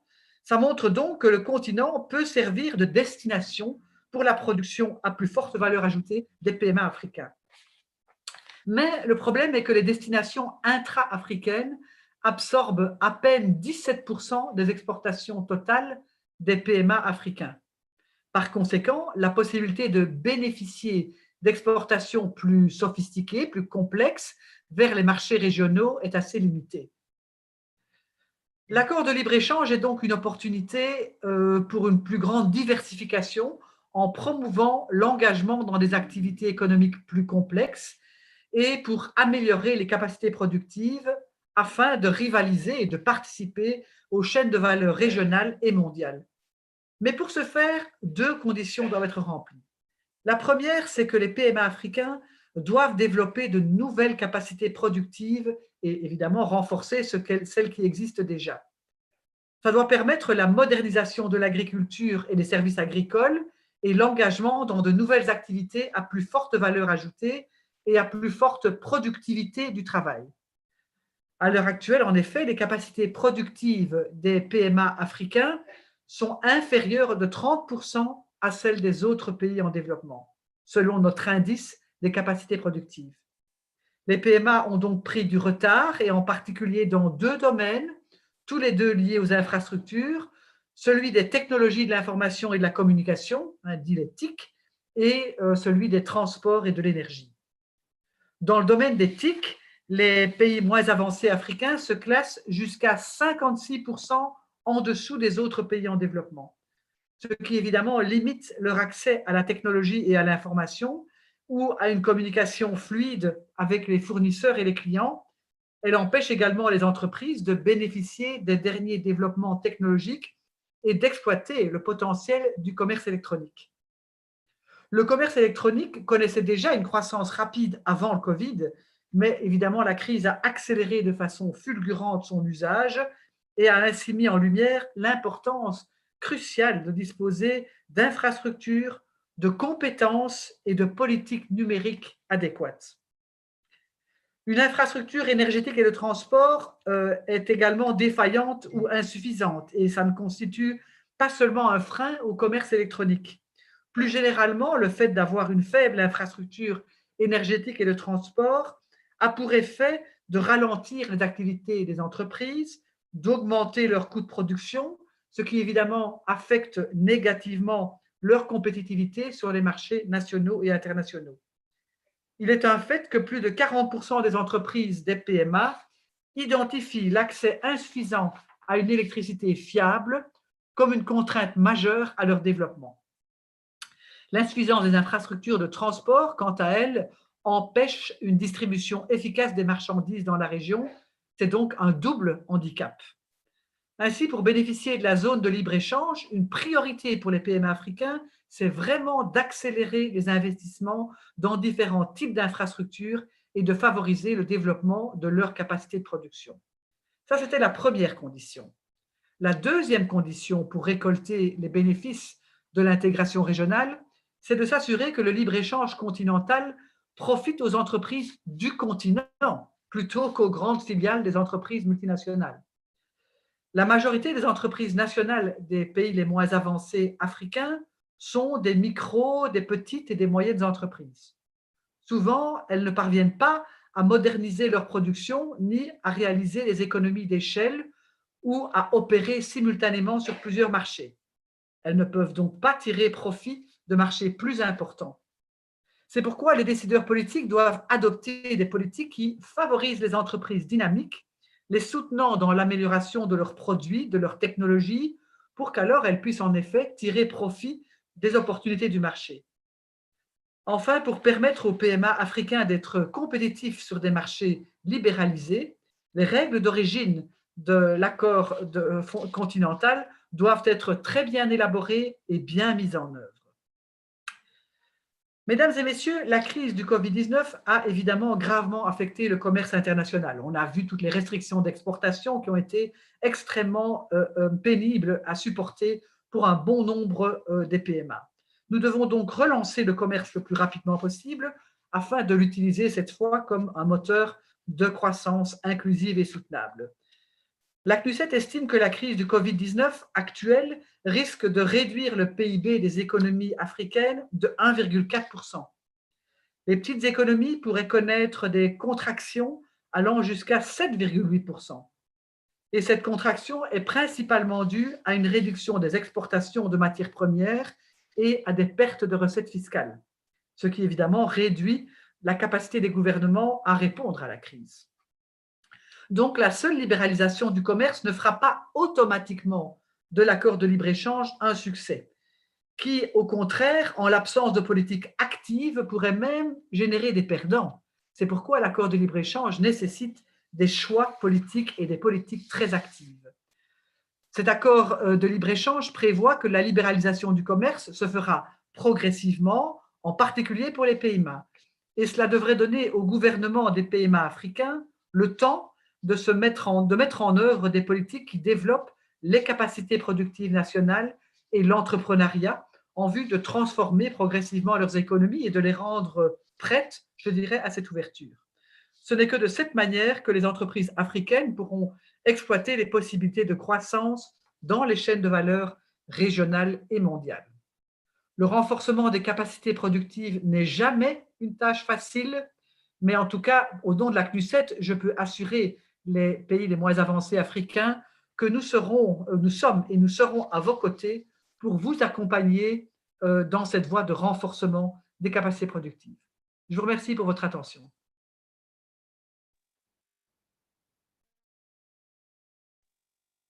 Merci beaucoup, Isabelle, pour cette présentation sur la position des PMA dans le commerce mondial, mais aussi également sur le continent.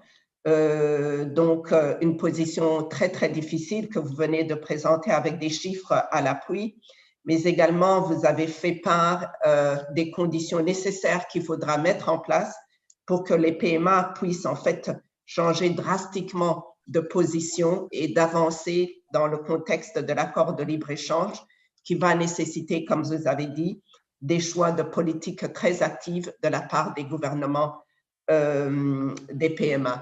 Donc, I see that we have Honorable Minister Paul Molapo the Minister of Trade and Industry, Lesotho. Minister, do you hear me?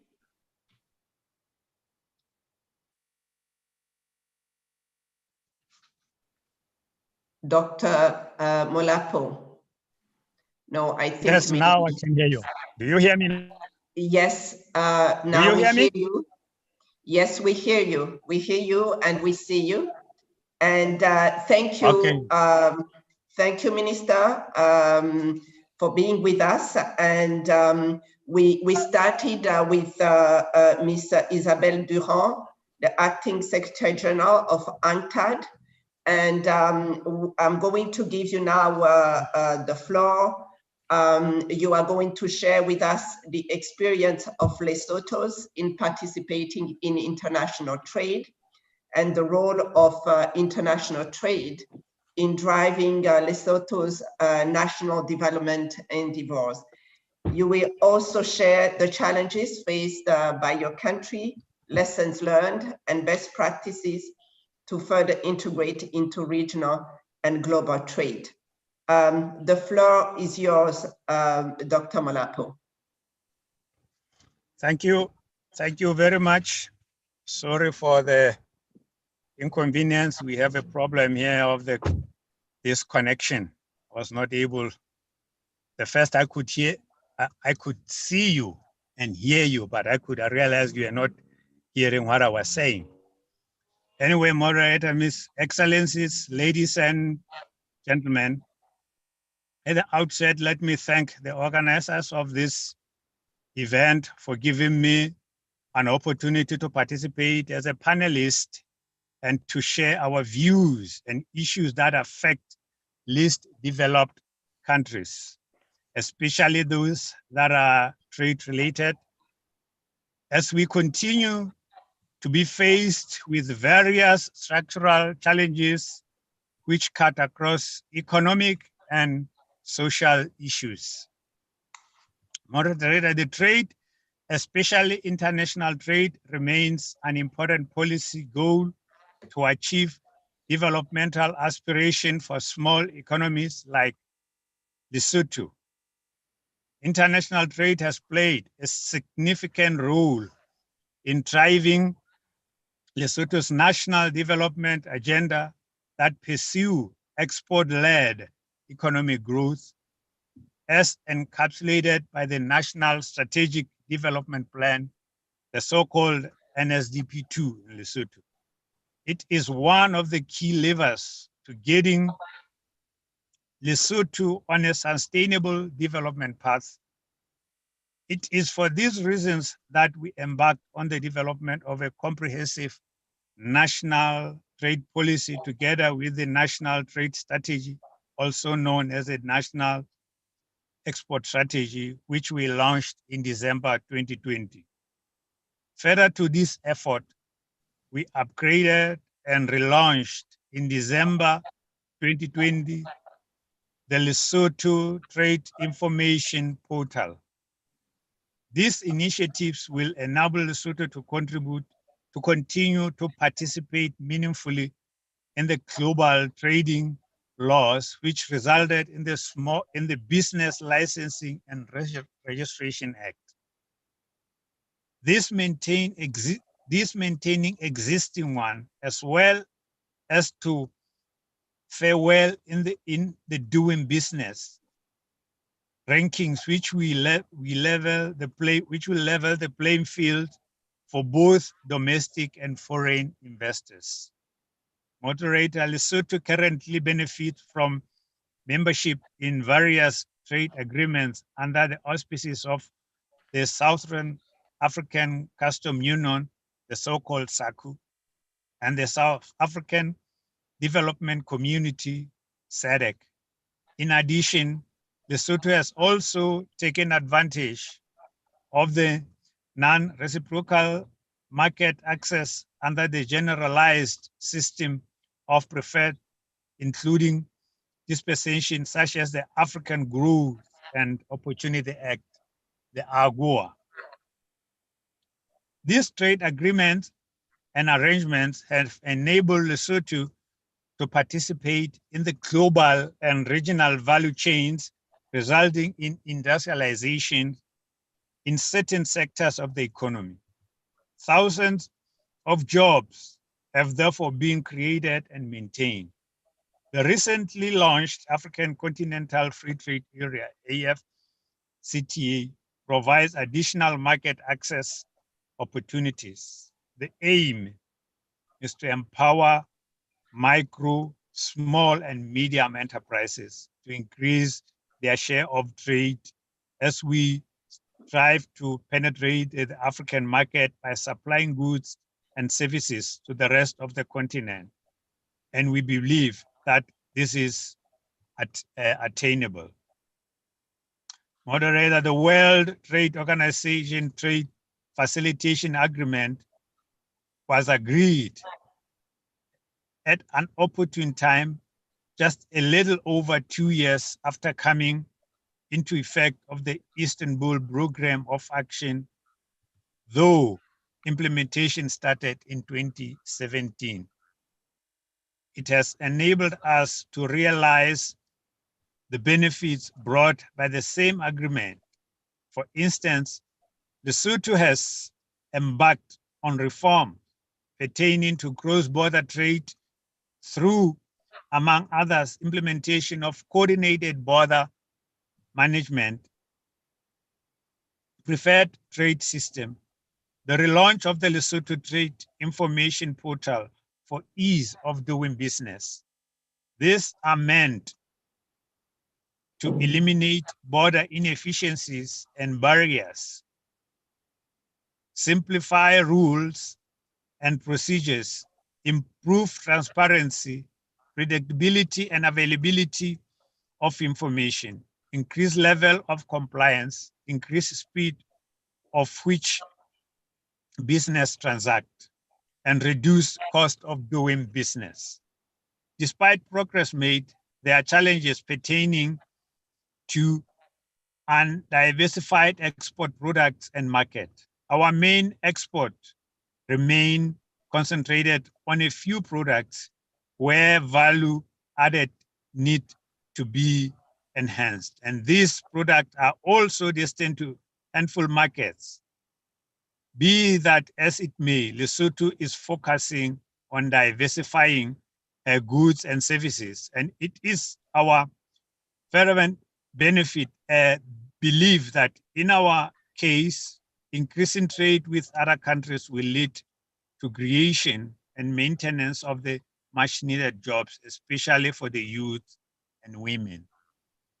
Furthermore, to further mitigate this challenge, the government has developed policies geared towards diversification and putting in place infrastructure that is required to support industrialization. This includes agriculture, mainly focusing on production of high-value products and agro-processing, manufacturing, services such as tourism, creative industries, and technology and innovation. Lesotho, like other LCD, must overcome various challenges to graduate from the least developed countries status. These challenges include low productivity, capacity, inadequate trade-related infrastructures, including ICT and other socioeconomic challenges, such as diseases which impact on youth and active labor. And lately, the scourge of COVID-19 has exacerbated our vulnerability. To address some of these challenges, Lesotho is investing in requisite infrastructure in respect of, but not limited to, standards and quality assurance, energy, water, and trade facilities, as well as related services to enable rapid industrialization. As I conclude, it would be remiss of me not to refer to our current challenges of COVID-19 and its consequences, which have exerted a lot of pressure on our scarce resources that are being diverted to curb the spread of the pandemic and provide healthcare supplies. Moderator. Finally, moderator, it is important that LDC should have enough policy space to allow them to address their developmental needs and challenges that they are faced with. Additional efforts are required by government in partnership with development partners to cope with the fastest paced digitization and artificial intelligence that are dynamic to and diverse of the LDC. At this point, I would like to acknowledge the international partners are playing part in our economies through provision of technical and financial support to assist our countries to address capacity constraint. And we are grateful for their support. Thank you very much. Thank you very much, Dr. Molapo, for sharing the experience of Lesotho in international trade, and especially the strategy that the government has adopted, which is an export-led economic growth strategy, the progress so far, but also the challenges that you are facing. But it's worth to note the many policy strategies and measures that the government has put in place to enable Lesotho to implement its strategy around export-led economic growth. So I will move to the next speaker. So I will give the floor to Mr. Radnakar Adhikari, Executive Secretary. I'm sorry, we need the Minister from Malawi next, please. Sorry, hello?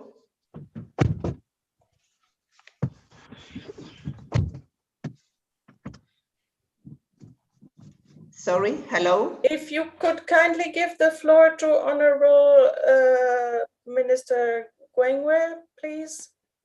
Okay, thank you, but my apologies to Honorable Minister Sosten Gwengwe. As the lead discussant, I was going to ask him after all the panelists speak to give his remarks. But the floor is yours, Honorable Minister of Trade and Member of Parliament for Malawi as a lead discussant. And thank you. Apologies for that. Thank you. Moderator, Ms. Genovine Beha, all protocols observed. Good morning and good afternoon. Thank you for giving me the floor at this time to make my sentiments and my statement. As we are striving to build a strong and sustainable future, the COVID-19 pandemic presents a major obstacle in our quest to attain a favorable and competitive trading environment. The pandemic has in fact reversed some of the hard-won developmental gains and ability to attain more, and the COVID-19 restrictions and measures such as lockdowns have slowed down economic activities and production networks, supply chains, and consumer spending have been disrupted, thereby affecting income inflows. Although this is the case, COVID-19 pandemic has also taught us to build resilience in embracing e-commerce, with a lot of online trading taking place more than ever before. Following this, Governments in cooperation with development partners need to come up with recovery measures to build back better. There is need to build resilient economies in order not to miss the goals of the 2030 Agenda for Sustainable Development and Agenda 2063. This meeting is being convened at an opportune time when the need for regional integration and enhancement of external trade cannot be overemphasized.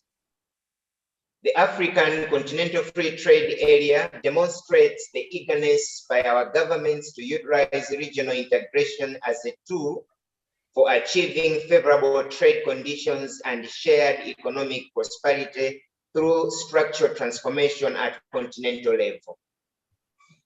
The AFCFTA aims to boost intra-African trade by making Africa a single market of 1.2 billion people with a cumulative GDP of over 3.4 trillion. It is projected that implementation of the agreement will increase intra-African trade by 52% by 2022, compared with trade levels of 2010, and double the share of intra-African trade, currently around 18% of Africa's exports, by the start of the next decade. It will also provide increased market access, which will enhance competitiveness of LDCs. Successful implementation of the AFCFTA presents great opportunity for LDCs to attain their development aspirations. However, to achieve the above, a lot needs to be done, most especially in infrastructure development. For us to benefit from the AFCFTA and to attain the desired structure transformation, some fundamental factors ought to be met. Firstly, infrastructure remains a key constraint and a challenge to the LDCs in Africa. This has negatively affected cost of doing business and the competitiveness of African LDCs. Investment in sustainable infrastructure, in particular road, rail, and air transport, can serve as a foundation for economic development and growth. For landing countries like Malawi, investments in border infrastructure and corridor developments with our neighboring countries will further ensure delivery of developmental benefits over a long term. External trade is another key mechanism which can accelerate development and graduation of African LDCs by, among other things, widening our revenue bases and creating employment. Some of the ways to attain this will include: one, development of regional and global value chains; two, negotiating for preferential rules of origin; three, diversification from primary commodities into value-added ones; four, promotion of trade in services; five, enhancing our productive capacities and commercialization and mechanization and adoption of e-trade as a tool for accessing global markets, among others. We need to draw our attention to the above issues as we discuss how to enhance trade, build and maintain resilient infrastructure, and promote regional integration in African LDCs. There are many opportunities and challenges which we need to capitalize on and deal with respectively to accelerate development in our economies. The developed partners within the WTO should further continue supporting LDCs with the necessary aid for trade programs, provision of capacity building, support towards implementation of the WTO Trade Facilitation Agreement, in particular for those that have developed national trade facilitation action plans like Malawi.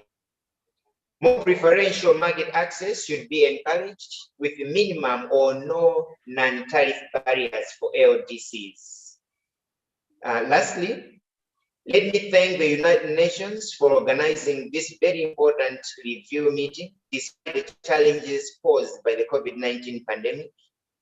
I also look forward to hearing your contributions and charting together the next steps forward in order to strengthen the global partnerships and, most importantly, address the developmental challenges in the LDCs. I thank you for your attention. Thank you very much, Minister Ngwegwe, for these remarks, especially for highlighting the challenges of COVID-19 and impact of this pandemic on LDC's economies and especially on trade. But at the same time, you did in fact highlight the opportunity that the pandemic might have opened in terms of building resilience and the opportunity to build back better. Thank you. I will move now to our next panelist, Mr. Ranaka Adhikari. He's the Executive Secretariat for the Enhanced Integrated Framework. Mr. Adhikari will share information on the aid for trade support to LDCs and the key success of this initiative in building the trade capacity of LDCs. He will also highlight how aid for trade effectiveness can be enhanced to support effective participation of LDCs in global and regional production chains, including the participation of women in international trade. Dr. Adhikari, you heard the previous speakers, especially the challenges that LDCs face in terms of participating in global trade. And I think your presentation might address some of those issues. The floor is yours, Mr. Adhikari.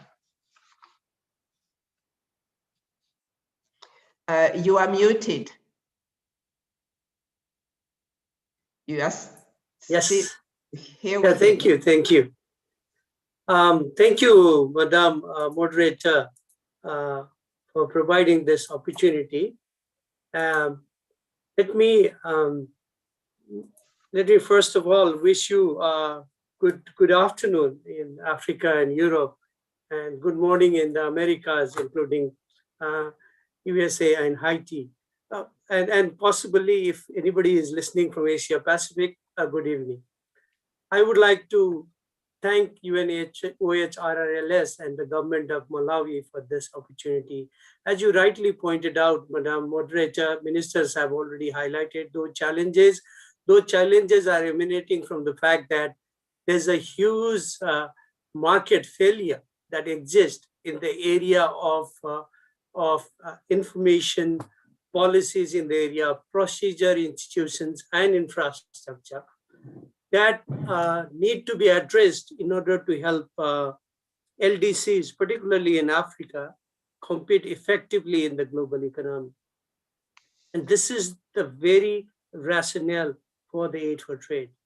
According to the latest OECD data, $140 billion has been disbursed in the form of aid for trade from 2006 to 2017, with $146 billion going to Africa.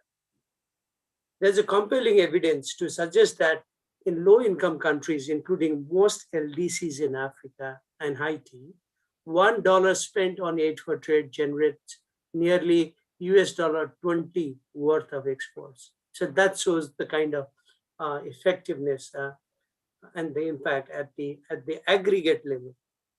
The Enhanced Integrated Framework, which was established in 2008, has been a key conduit for channeling aid for trade assistance to LDCs, with a mission to ensure that LDCs are empowered to use trade and investment to integrate into global trade for sustainable development and poverty reduction. Most of our projects are co-financed by LDCs themselves.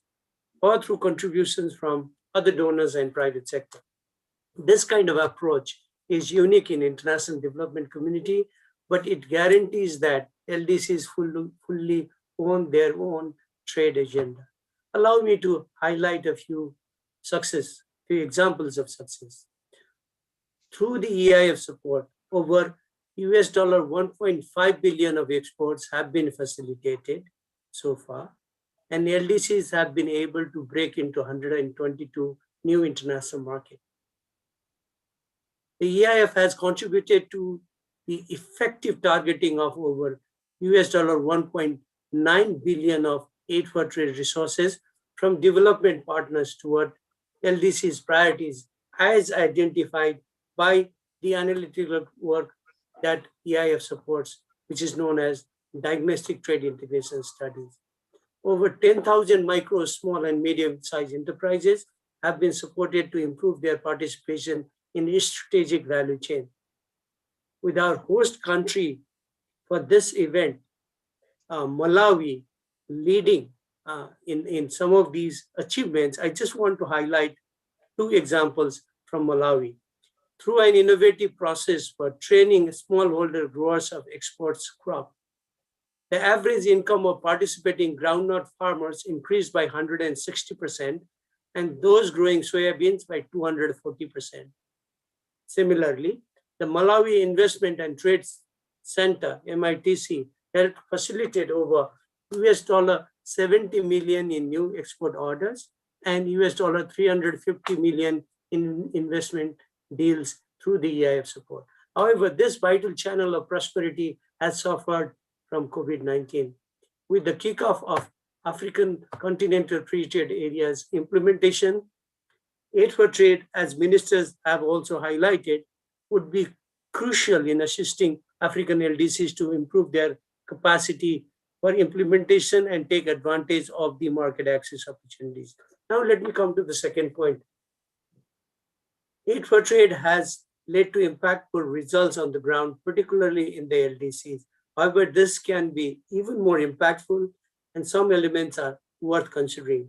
Evidence-based analytical studies such as DTIS should be leveraged to ensure additional prioritization of resources to strengthen the sectors and value chain that have a greatest potential for poverty reduction and inclusiveness. The empowerment of girls and women is one of the most effective tools for poverty eradication and sustainable development. However, the gender divide is even deeper in the LDCs. This calls for a greater streamlining of the gender dimension in the aid for trade support. The EIF Empower Women Power Trade Initiative is supporting gender-sensitive policies through the EIF country-specific trade studies. Strategic support is also being directed to sectors in which women are predominantly engaged, so that female-owned businesses can expand and access new regional and global markets. As a result, currently 50% of the EIF beneficiaries are women, and this account for 80,000 women beneficiaries altogether. The donor coordination through mechanisms such as the EIF should be further exploited for targeted assistance and resource mobilization towards common priorities in LDC. Finally, considering the huge amount of investment required to recover from COVID-19 pandemic and to achieve what I call sustainable productive capacity, which cannot be made by public resources alone, attracting private investment, both domestic and foreign, would be critical to fill this gap. I can elaborate this point a little later in the question and answer session. Thank you very much for your kind attention and providing me the opportunity. Thank you. Thank you very much, Mr. Adhikari, especially in presenting the success stories with a specific example of on the aid for trade support to the LDCs and the example of Malawi, since we have also the government representative here from Malawi. So we still have, 4 speakers, panelists, And I will ask to the panelists to stick really to the time, because we have about more than 100 participants in order to give the opportunity to the participants to ask their questions and engage with them. So I'm going to give the floor to Dr. Towela Nyirenda-Jere, Head of the Economic Integration, African Union Development Agency, NEPAD. Dr. Nyirenda-Jere will discuss the role of infrastructure and highlight regional infrastructure development initiatives aimed at enhancing trade and deepening regional integration. She will also discuss the best practices for scaling up the necessary infrastructure to facilitate better integrate and enhance their trade capacity of African LDCs. The floor is yours, Dr. Towela. Thank you very much, Madam Moderator, and thank you to the organizers for the opportunity to participate in this event. So with your permission, Madam Moderator, we have submitted a statement, but in the interest of time, perhaps we'll just pick a few key points from that statement. Thank you. So to begin, yes. So to begin with, as the African Union's Development Agency, AUD and NEPAD believes very strongly in the integrating role of connectivity and infrastructure to drive opportunities for sustainable economic growth on the continent. In 2010, African leaders launched the Program for Infrastructure Development in Africa, PIDA, as the overarching framework that would guide infrastructure implementation on the continent.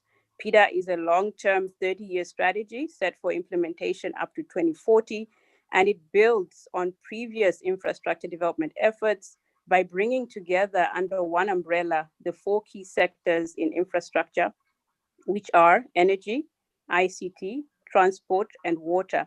And more importantly, PIDA is focused on large-scale transboundary projects that would make an impact in deepening regional integration and enhancing trade. In the first PIDA Priority Action Plan, PIDA PAP1, which was set for implementation up to 2020, we had 51 cross-border programs, which were decomposed into over 400 individual projects. We are now moving into the second phase of PIDA, which is PIDA PAP2, which will be for implementation from 2020 to 2030. And we can report that of the 400 plus PIDA PAP1 projects that we worked on, close to 40% are either in operation or under construction, and at least 50% progressed in implementation from initial conceptualization to subsequent stages. PIDA projects have contributed more than 16,000 kilometers of road, at least 4,000 kilometers of rail, up to 3,500 kilometers of energy transmission line capacity, 7 gigawatts of hydroelectricity generation, and have resulted in more than 40 countries being connected with regional fiber optic cables, as well as connectivity through internet exchange points. Over the last 8 years of PIDA implementation, we have developed instruments and processes to guide infrastructure development, which are emerging as good practice to accelerate infrastructure development. And I will elaborate on a few of these. The first one, which is quite important, is the institutional architecture for infrastructure development in Africa, IADA, which sets out very clearly the roles and responsibilities of key institutions and actors in Africa's infrastructure development. IADA provides a separation of roles and responsibilities between policy and political processes on the one hand, and implementation processes on the other, while clearly defining the link between the two. A second instrument that we have developed is called the PIDA Service Delivery Mechanism, SDM, which is an instrument that has been developed by AUD and NEPAD to tackle the lack of technical capacity during the project preparation phase. The core purpose is to make Africa's cross-border infrastructure projects technically sound and economically feasible through advisory services that are facilitated and supported by AUD and NEPAD. In this way, the SDM is complementary to established project preparation funds, PPFs, as it acts as a feeder to the PPF project pipeline. In 2020, the SDM Expert Service Pool became fully operational and worked on a pipeline of 89 projects, of which 10 were provided with early stage advisory support. The PIDA quality label is another instrument that we have developed, which helps to certify excellence in project preparation and helps to ensure quality in all stages of the life cycle of regional infrastructure projects. And this is very important in terms of assuring investors on the soundness of a project's preparation. You will agree with me that one of the intended outcomes of infrastructure development is to address issues of economic marginalization and social exclusion by facilitating the creation of economic opportunities and decent employment. And I think this has already been alluded to by other speakers as well. In that regard, AUD and NEPAD developed the PIDA Job Creation Toolkit to jumpstart a new era of African job creation by providing estimates of the jobs potential of infrastructure projects, policy options for maximizing jobs, and an analysis of skills required that could be used for skills planning and workforce development.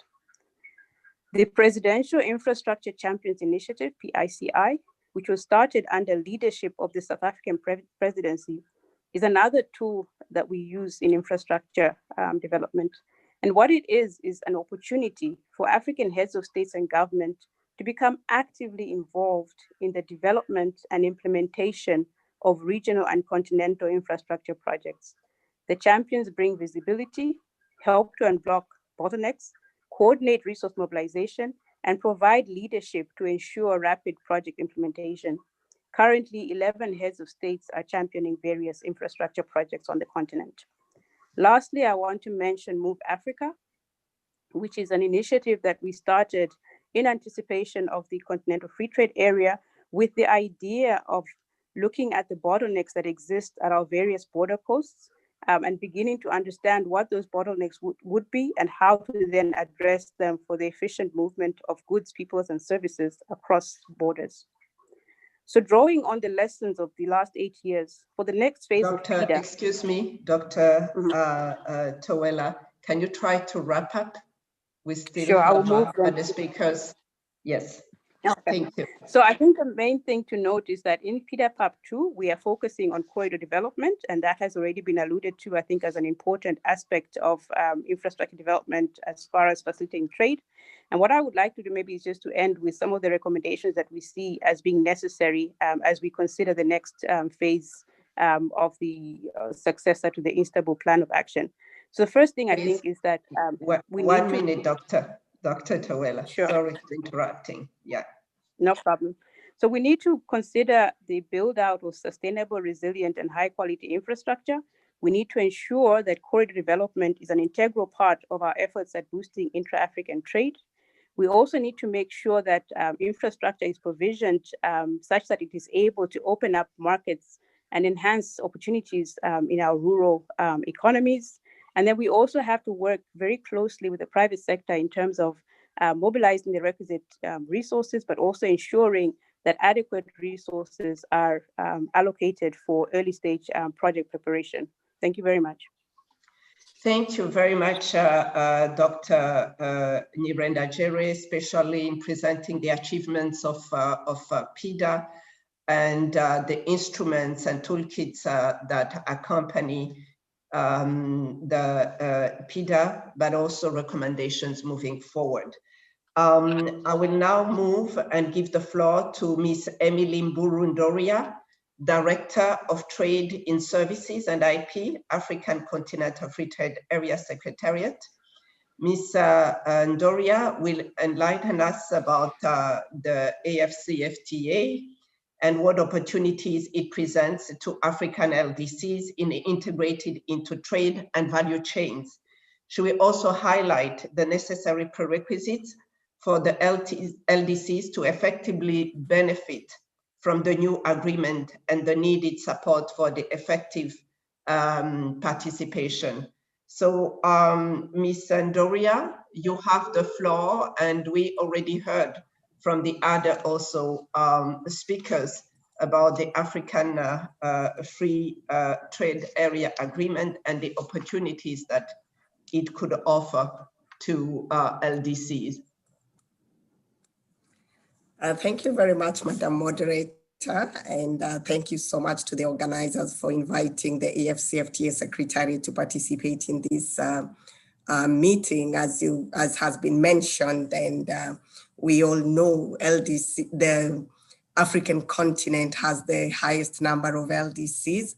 And so for us, the work that we are undertaking under the AFCFTA will be instrumental in lifting a number of LDCs to maybe, as has been mentioned by the Honorable Minister, to graduate from being LDCs.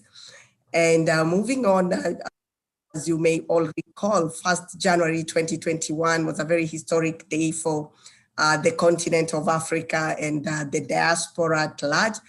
And this is because on the 1st of January, the AFCFTA launched the start of trading. And these, we believe, took us a step closer to the vision of having a more integrated African continent. And of course, we can actually say that this action is put towards actually the action of being able to achieve Agenda 2063 of the AU to have the Africa that we want. And we take it that with the start of trading, it's now our obligation to ensure that the 1.3 or so billion Africans and the next generation should benefit from the AFCFTA if we effectively implement it.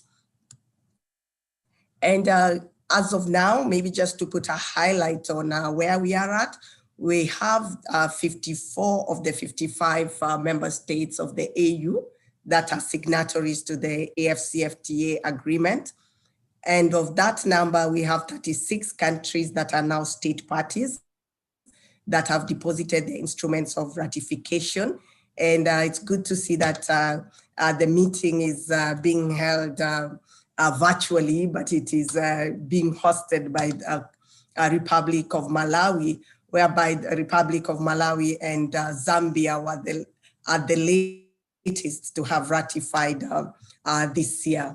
And so part of what we are working on is to ensure that we have more AU member states ratifying, to an extent that, as mandated by the Assembly, that all members are signatories and have ratified the agreement to become state parties to the agreement. Now, moving on to LDCs and basically all African countries, one of the biggest challenges that there is a high reliance on exports of primary commodities, and this has been highlighted in very many studies, and traditionally also focusing on the markets of the North and not really looking at markets in the continent. And actually part of what we fundamentally hope to do with the AFCFTA is that with its implementation, we can actually harness it as a tool for fundamental structural transformation of Africa's economy and actually place Africa on the long-term industrial development. And as you've heard also from my colleague from Auda NEPAD, infrastructural development is definitely key to ensure that we take care of both the hard and the soft infrastructure to be able to industrialize in Africa and therefore boost intra-African trade and enhance manufacturing. And here we're talking about really having more trade in value-added products.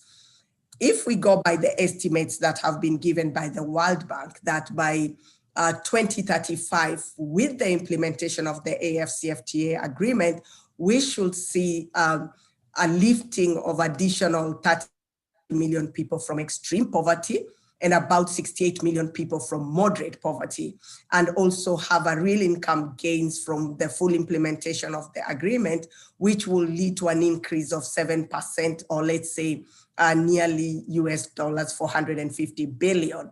And as we are talking about LDCs, it is clear that this would be an instrumental tool for LDCs to actually get out of poverty and actually graduate from being LDCs. So this agreement actually does provide an anchor for long-term reform and integration, especially during this period of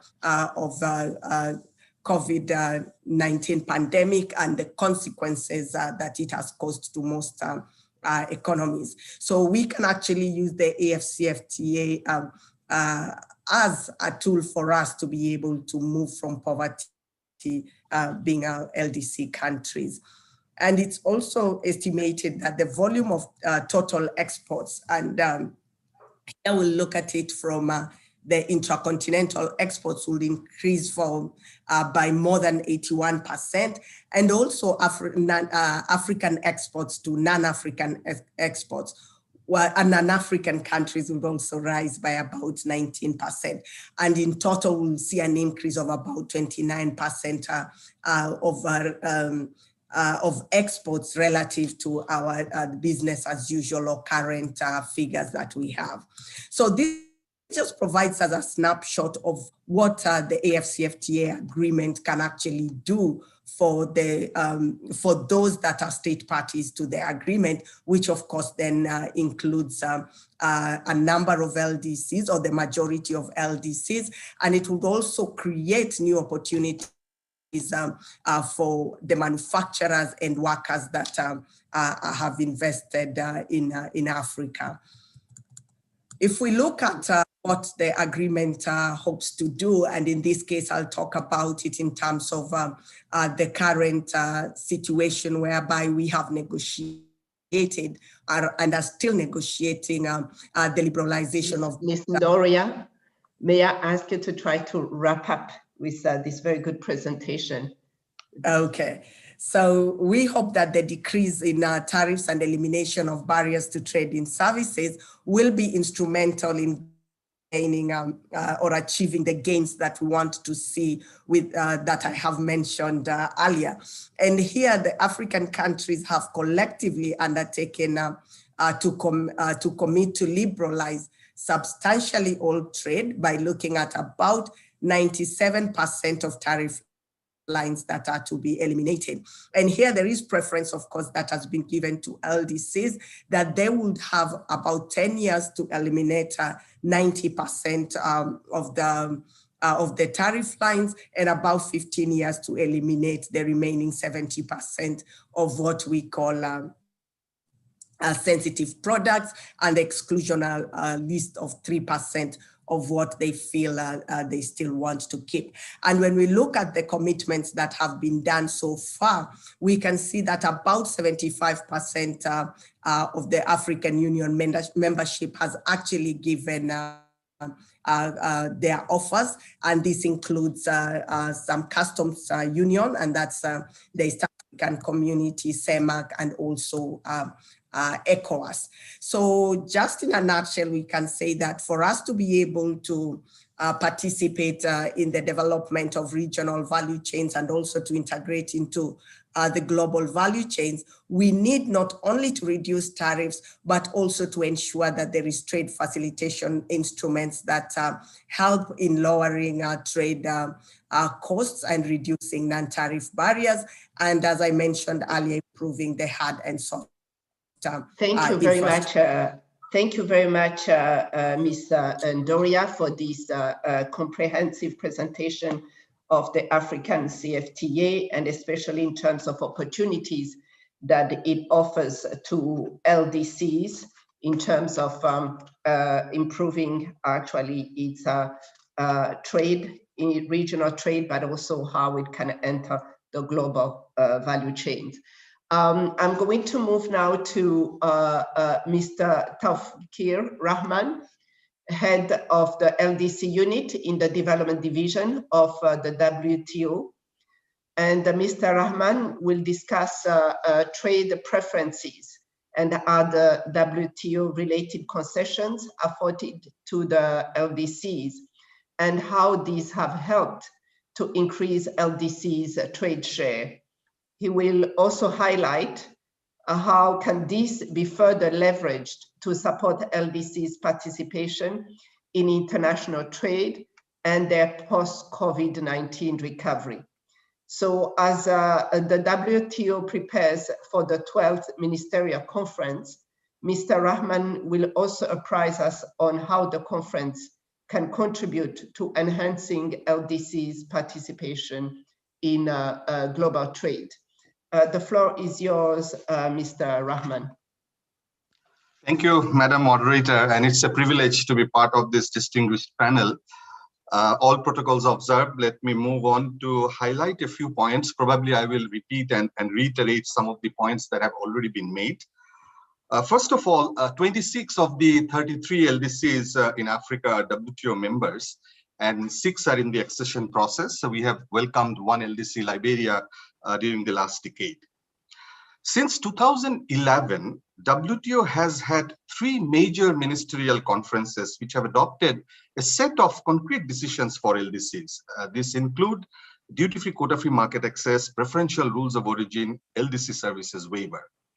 And there have been incremental progress in all these areas to facilitate exports from LDCs.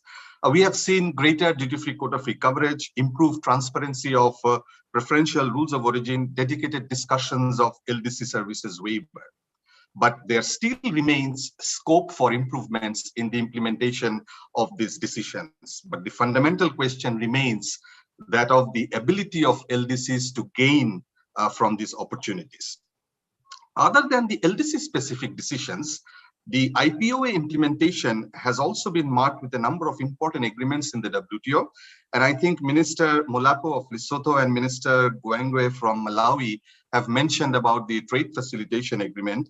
Over 80% of African LDC WTO members have already ratified the trade facilitation agreement. When we talk about preferential schemes, these preferential schemes often go underutilized for a variety of reasons. Mostly either the exported products face low MFN duty or even are MFN duty-free, or certain markets have specific schemes such as AGOA.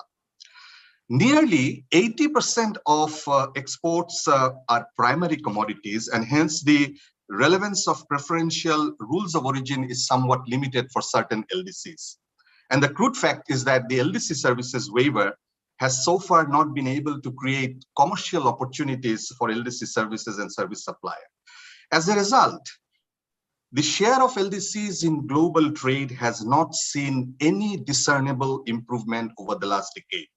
The share of African LDCs in world merchandise exports declined from 0.69% in 2011 to 0.57% in 2019. The share of African LDCs in world commercial services exports stood at 0.38% in 2019, only slightly above 0.34% in 2011. And the dominant exporters in the African region are concentrated in a few LDCs such as Ethiopia, Tanzania, and Uganda. Some of the stylized facts of LDCs, like inadequate productive capacity, which Acting Under-Secretary General Ms. Durant has emphasized, as well as the undiversified export structure, these are more acute in LDCs in Africa. The top 3 exporters in the group are either fuel or non-fuel mineral exporters, namely Angola, Democratic Republic of Congo, and Zambia. And only a handful of LDCs like Lesotho and Madagascar can be considered manufacturing exporting LDCs. The African region also has its share in LDC graduation. Equatorial Guinea graduated from LDC status in 2017. Angola is in the process with extended time frame recently approved by the UNGA. Another LDC having observer status in the WTO, Sao Tome and Principe, is also on the graduation path. And with a quarter of LDCs in the graduation process, the next decade should indeed explore measures for sustainable graduation. Now, we all know that the year 2020, that is the last year of the IPOA implementation, has met the unprecedented COVID-19 pandemic, and this has badly hit the LDCs, which already had a subdued trade performance in 2019. And there has been a particular slump of services exports, which continue to remain depressed since the second quarter of 2020. And just to highlight that the first 3 quarters of 2020, merchandise exports of African LDCs dropped by around 18% year on year compared to 11% at the world level. Of course, there are individual variations as far as the LDCs are concerned. Now, there have been some recovery, but that recovery is fragile because incidence of COVID-19 is reported around the world, and there remains a great deal of uncertainty about the prospects of trade in the coming months. Now, regarding the WTO ministerial conference, and we are having a meeting when only this morning the WTO members informally discussed the date and venue of the next ministerial conference, and in all likelihood, there will be a formal decision taken next week, but in all likelihood, the ministerial is going to take place in the beginning of December and in Geneva. So hopefully we'll be able to feed LDC5 with results of the review of the multilateral trading system. Now, with regard to deliverables, first and foremost, priority is to conclude the fisheries subsidy negotiation. It was launched in Doha negotiations and got impetus in recent years, but we were unable to conclude the negotiations by 2020, which was also an SDG goal reflected in 14.6. The negotiations are seeking to contribute to sustainable fisheries, where the LDCs are trying to ensure an agreement which contributes to the preservation of their fish stock and development of their small-scale and artisanal fishing sector. Agriculture negotiations have been another priority, in particular the reform of the global domestic subsidy rules. And importantly, the food security objectives are informing these negotiations. As you all know, one specific outcome was related to food stockholding programs of developing countries, and there are a number of other issues linked to food security concerns, including special safeguard mechanism or export restrictions on foodstuff. I have to say that the LDCs from this region are actively participating in this discussion. Cotton is another important dossier which has received special attention in the WTO. In fact, WTO is having Cotton Day celebrations every year, focusing on both trade and development aspects. And we have had more than 30 rounds of consultations. Mr. Rahman. Another important area is the pursuit of S&D negotiations, which the LDCs are pursuing. Mr. Rahman, may I ask you to try to wrap up? Thank you. I'm wrapping up in next 1 minute.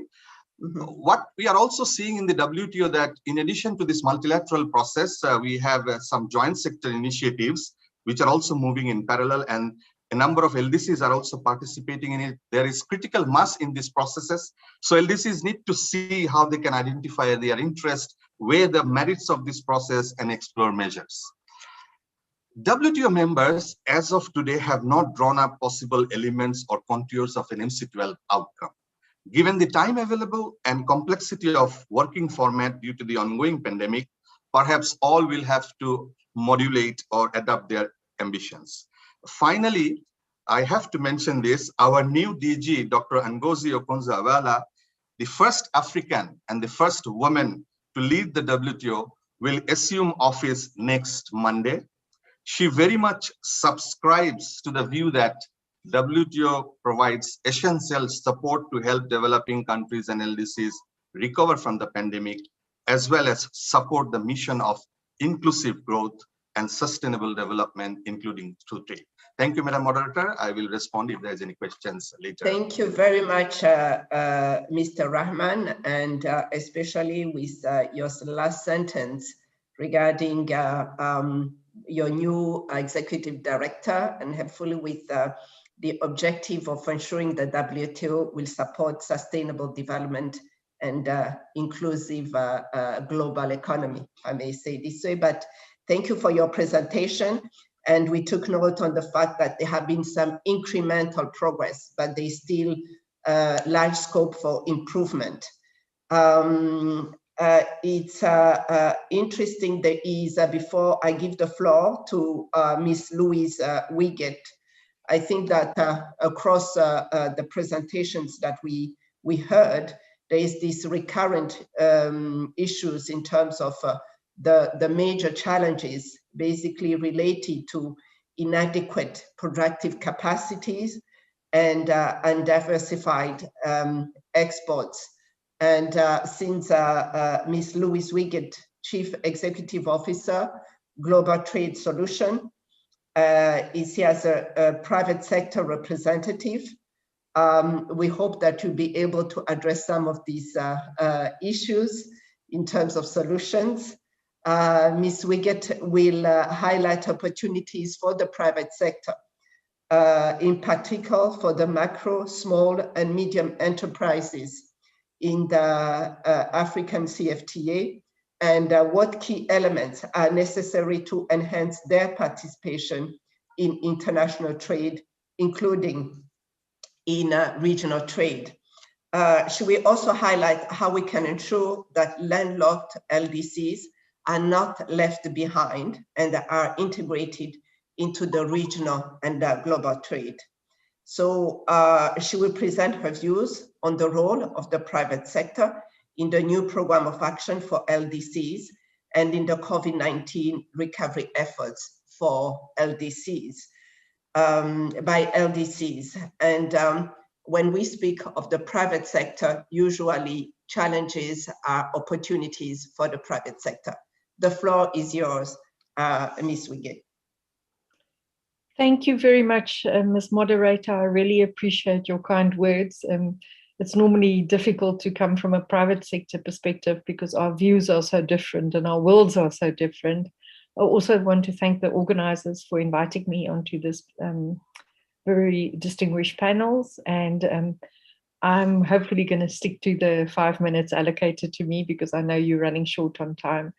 So I think Emily has really set the scene for me because the Africa Free Trade Agreement creates the largest free trade area in the world, measured by number of countries participating.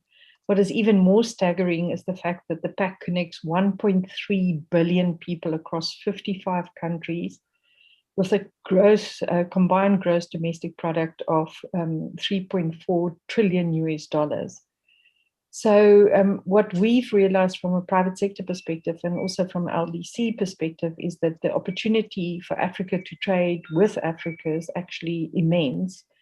And why do we really have to worry with all the regulations and all the requirements to get things very far away from us when we can actually really trade right on our doorstep?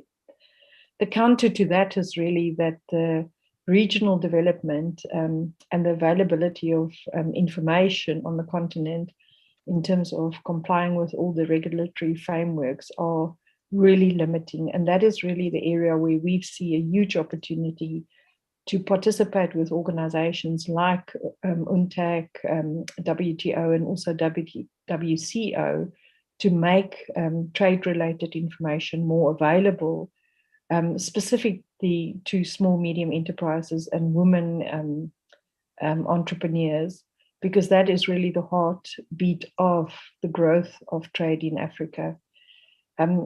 Emily also quoted the figure that the potential exists, according to the World Bank, to lift 30 million people out of extreme poverty if we use the Africa Free Trade Agreement to its full potential. And also with the COVID pandemic, it has really created opportunities for the people in Africa, because most countries are beginning to look at multi-sourcing. They are very worried about the fact that you had single sourcing. If that country goes into lockdown or the borders gets closed, you really have a big problem. And I think the opportunity is being created within the African continent to step into that role, to be able to provide some of the products and to fill that gap, to be able to allow for multi-sourcing. Some of the initiatives that we've really been seeing going forward, and particularly this is actually Women's Week in Africa. We kicked off with the Women in Africa conference on Saturday night. Yesterday, we had a Women in Trade conference with UNECA, where we discussed policy reforms and the fact that women must really use the power that's been given to them under the Africa Free Trade Agreement and make their voices heard. To that extent, I must also congratulate Ms. Durant for her recent appointment. We are really making or planting our flag now. So it's not only at the WTO, but it's also at UNTAC. We have got a lady at the top, and I think it is about time. So from the ICC perspective, there's been a lot of work done on the continent, particularly with the ICC program of SAFE, the MSMEs, the Call to Action program that was launched last year and continuing in this year. Also tomorrow, we are launching the 5,000 digitization program under the banner of the ICC, to really focus on women entrepreneurs and on micro and small medium enterprises. And then also very exciting is the Trade Forward program that the UK Prosperity Fund has already launched with a particular focus on women. The main aim is that we really need to work together. We need to get the information out there, and we need to break down the barriers that exist for the small and medium enterprises to flourish. Very often we hear the word that it's funding that's the problem. My belief, and what we've also picked up through research, it's very often not funding that is the biggest problem. It's information. You know, what do I do? What is the rules and regulations? How do I go about it? And it's not always available at your fingertips. And sometimes it's very costly to get that information, and very often you get the wrong information. So some very good work being done by the ICC, also the UK Prosperity Fund with the Trade Forward program. I think also what is important is the development of the trade corridors. We've got two main projects in terms of corridor management and trade management, both in the EAC and within the SADC region.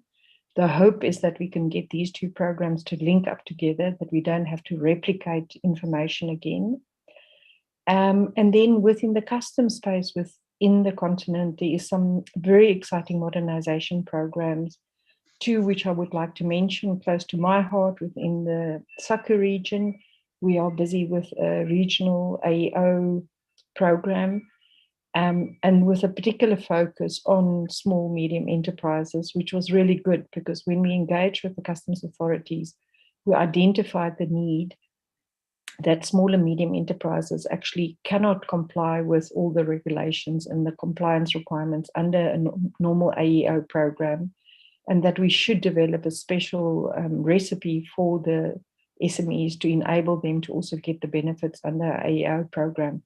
So I'm very glad to say that this policy or this approach has been adopted within the SACU region, and we're working very hard to have the program ready by the middle of this year and make it available to the small and medium enterprises. Also, very exciting development on the continent and in the region has been the rise of e-commerce and the adoption of e-commerce. So I need to reach out to our colleagues at the WTO and say, can we please get our e-commerce discussions concluded? It has been going on for too long, and we need certainty in that market segment to know what we're dealing with and how we're going to go about it, because it has probably got the biggest opportunity for us to develop. And strangely enough, e-commerce is gender neutral. You don't know who sits behind the platform, and it breaks down all the gender barriers that we're so used to and that create such a lot of problems. And you don't know, it can be any e-commerce site. For all you know, there is a very powerful lady sitting behind it. What's also been quite exciting is the development of new markets. And coincidentally, I don't know if the minister from Lesotho is still on the line. The particular example that I want to use there is the development of the cannabis market in Lesotho. Again, it's a brand new market segment. It's not only in Lesotho, but very much within the region. But the problem here is, and this is something that we're going to have to address, it's very much aimed and applicable to the SME market and also the female entrepreneurs. But the legislative environment around this is very in a very infancy stage. And we need to, again, make an appeal that we can get the legislative framework finalized, that we can operate within an environment of certainty. So I hope that's given you a little bit of hope and a perspective from the SME and the trade perspective. And I'm welcome to answer any questions afterwards. Thank you very much, Ms. Moderator. Thank you very much, Ms. Wiggett, for this presentation. Especially as other speakers with regard to the African CFTA in terms of opportunities. But you also spoke about breaking the barriers for SME. And this time it's not about money, it's not about funding, but it's about access to information, with a special plea to the institutions around the table, UNCTAD, WTO, WTO to really make information available to SMEs and the initiatives that are ongoing.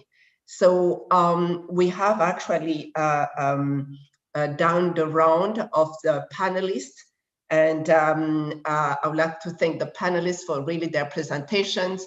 We have about 15 minutes for a Q&A. And just to remind participants that if you want to share a perspective or ask a question, you have the chat. And for a specific question that needs a response, you have the Q&A. So far I have one question, one specific Q&A. And the Q&As is about, it's for WTO. And the question is, what are the prospects for the renewal of TRIPS extension for LDCs?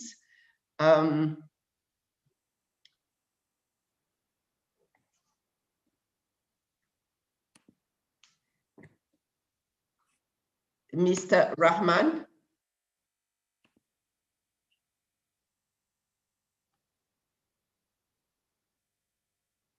You are muted. You had a specific question. All right, thank you. Thank you, Madam Moderator. I think I have a specific question with regard to the TRIPS extension decision that is going to be considered. As you all know, that in the area of TRIPS, there are two types of extensions that are available for LDCs. One is called a general extension, and there's another one which relates to extension for patent protection for pharmaceutical products. So the general TRIPS extension is coming up for a renewal. It will expire in July this year. And the WTO LDC group has submitted a proposal whereby they are seeking two elements. One is that they want to be exempted from TRIPS obligation as long as they remain in LDC. And they also want some extended time frame for the graduating LDCs. This matter is now being seized in the TRIPS Council. It is being discussed, and hopefully there will be a decision by July. Maybe the negotiating variable is the number of years that this will be considered for LDCs. Normally, you have a number of years because extensions of transition period is time bound. So members are negotiating a time frame for the extension of this TRIPS transition period. So as of today, negotiations are ongoing and the discussions are happening in the TRIPS Council. And hopefully, as has been in the past, that since the adoption of the TRIPS agreement in 1995, the LDCs have been considered sympathetically by WTO members, and hopefully another extension will come by July. Thank you, Madam Moderator. Thank you, Mr. Rahman. I would like also to acknowledge Ms. Christina Zakeo, the Principal Secretary, Ministry of Trade, who is the chair of the session in case there are also some questions that need to be answered, but also Madam Chair, in case you would like to come in and comment on the discussions. There is also we have in the chat, I don't see any specific question. Madam Moderator, if you allow me, there's another question addressed to WTO on SND. Should I address it now? A specific question? Please do, but if you can say it in maximum 2 minutes. Okay, so it's very clear that the ministerial process has not yet started. Hopefully next week, the MC12 process will begin. The SND negotiation has been part of a Doha round since 2001, and it is an important file for the developing countries and LDCs. LDCs are pursuing this negotiation under the umbrella of the G90 group in the WTO. 10 proposals have been tabled, and the work is continuing under the aegis of the Committee on Trade and Development special session. But whether we will have a deliverable or an outcome as part of MC12, for this we will have to see as the ministerial process begins, hopefully sometime next week, because it's not straightforward. As I said, what should be part of the contours of an MC12 package, members have not yet come to that point. But independently, this work is continuing under the umbrella of the CTDSS. Thank you, Madam. Thank you very much. Thank you very much, Mr. Taufik. I don't see any question or comment from the chat box. May I take actually this opportunity as the moderator, since there are no questions around, Madam Chair, if you allow me, to give in fact the opportunity today to the panelists, as they have heard the different presentations, starting from the experience of Lesotho, the practical experience of Lesotho in terms of the strategy that is based on export-led growth strategy. We heard also from UNCTAD the challenges that the least developed countries are facing in terms of global competitiveness, but also challenges related to productivity. And we also heard the other speakers talking about more or less the same issues with regard to the position of the LDCs in the global economy and their very limited integration to the global value chains, but also in terms of the trade instruments that are in place, but which are very difficult in terms of the ability and capabilities of the LDCs to leverage these instruments and the different initiatives and programs in place. I would like to ask whether some of the panelists have maybe a round of the panelists, a final word on this, not final word, but a final thought on these presentations. So I will start by Isabelle Durand, who spoke first. Voilà. Yes, thank you, Giovanni. And of course, I acknowledge the very useful efforts and initiatives which were presented by the different speakers before me or after me, explaining what was done in Lesotho and other countries in order to support a kind of diversification and support to the SMEs and companies on national level. I just want to insist on one aspect that I find really key for the next periods, and especially waiting for the implementation of the African Free Trade Area for LDCs.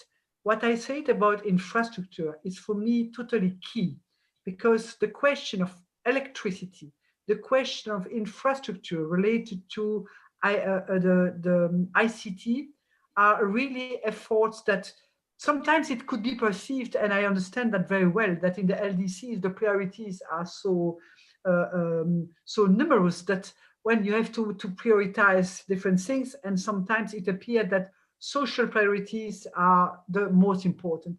But I feel that in related to trade, if you really would like that trade could really become a tool for development, it means that investment in innovation, in ITC, but also in infrastructure is totally key to support the SMEs or the companies in your country, and especially to support the capacity of those countries to grow and not only to be limited to small scale and really very limited effect on the economy globally.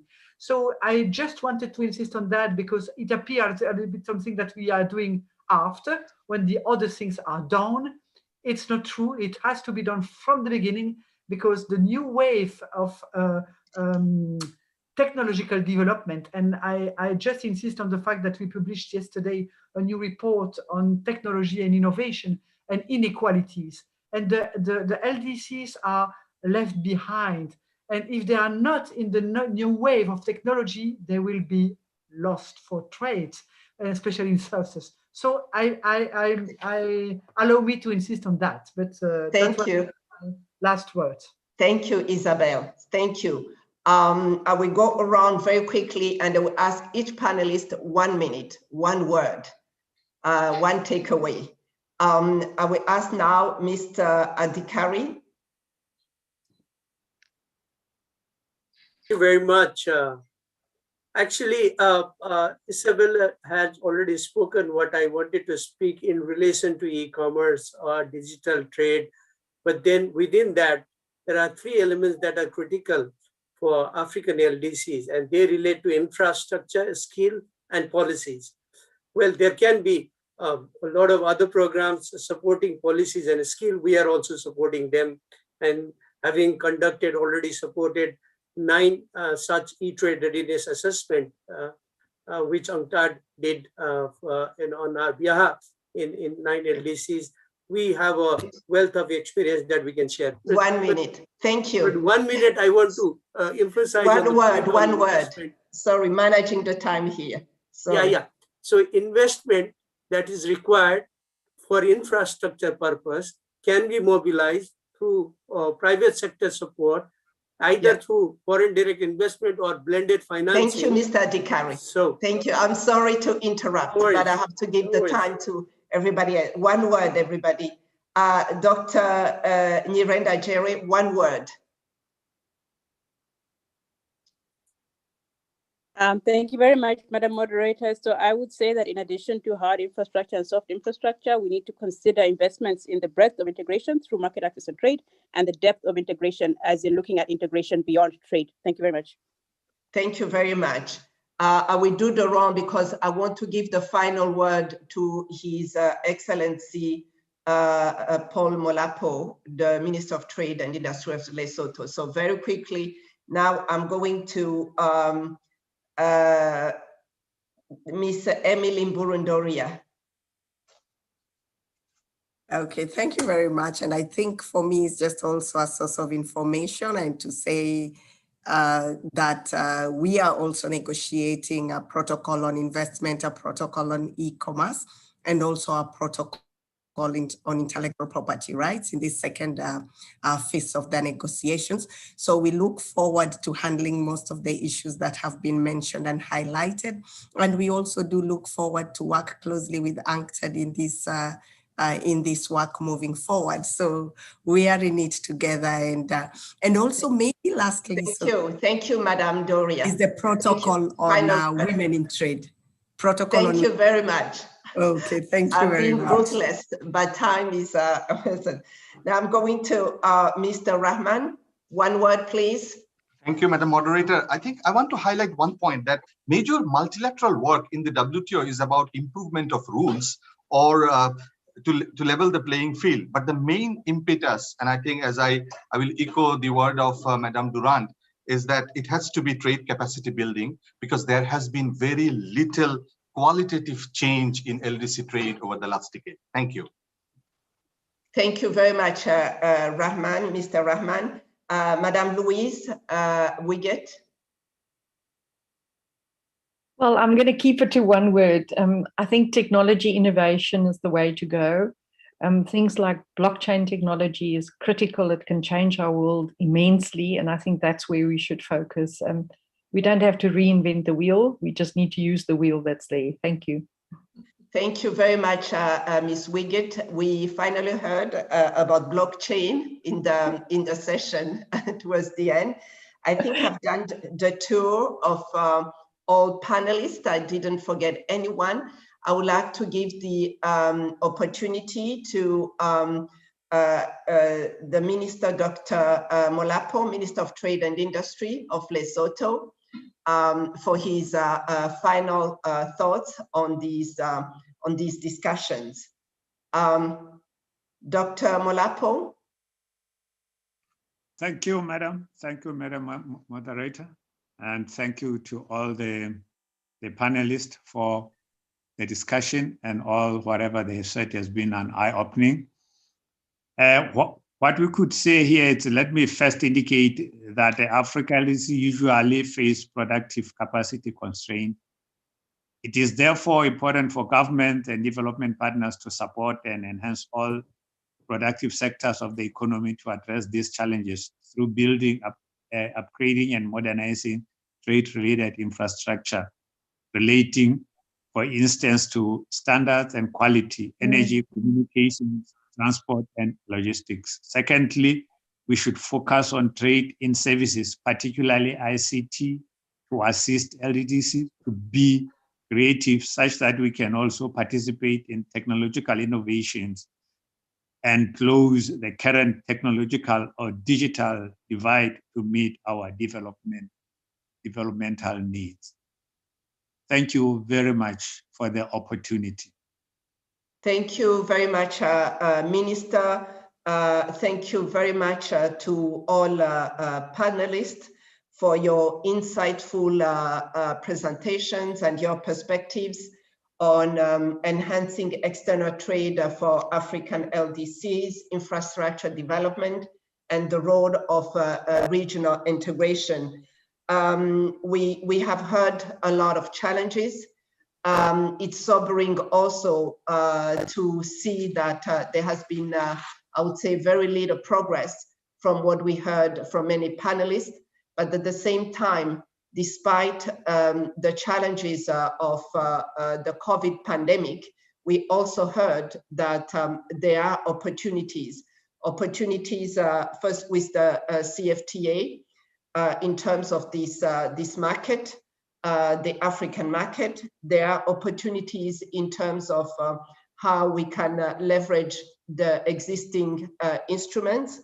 There are also opportunities in terms of the road. The road that the different countries still have to travel. As we had a representative, Ms. Wiggett, from the private sector, it was very clear that for small and medium enterprises, it's not an issue of funding, but also an issue of access to information. It was also good to hear that with COVID, e-commerce became actually a great opportunity, and some countries have already, in fact, started to take advantage of this opportunity. But at the same time, it's very clear that there is a long way to go, both in terms of increasing productivity, in terms of export diversification, and most importantly, in terms of filling the gap in infrastructure to strengthen actually both regional integration, but also the position of LDCs in the global economy, and making trade the engine of growth for development and the SDGs. Thank you very much, Madam Chair, Madam Christina Zakeyo, for this opportunity to moderate this session with these excellent panelists. And I am concluding this session as we have heard from everybody, and we had actually about 101 participants. Thank you for this opportunity, and goodbye to all. Bon après-midi, bonne soirée ou bonne journée. Merci beaucoup. À tout à l'heure.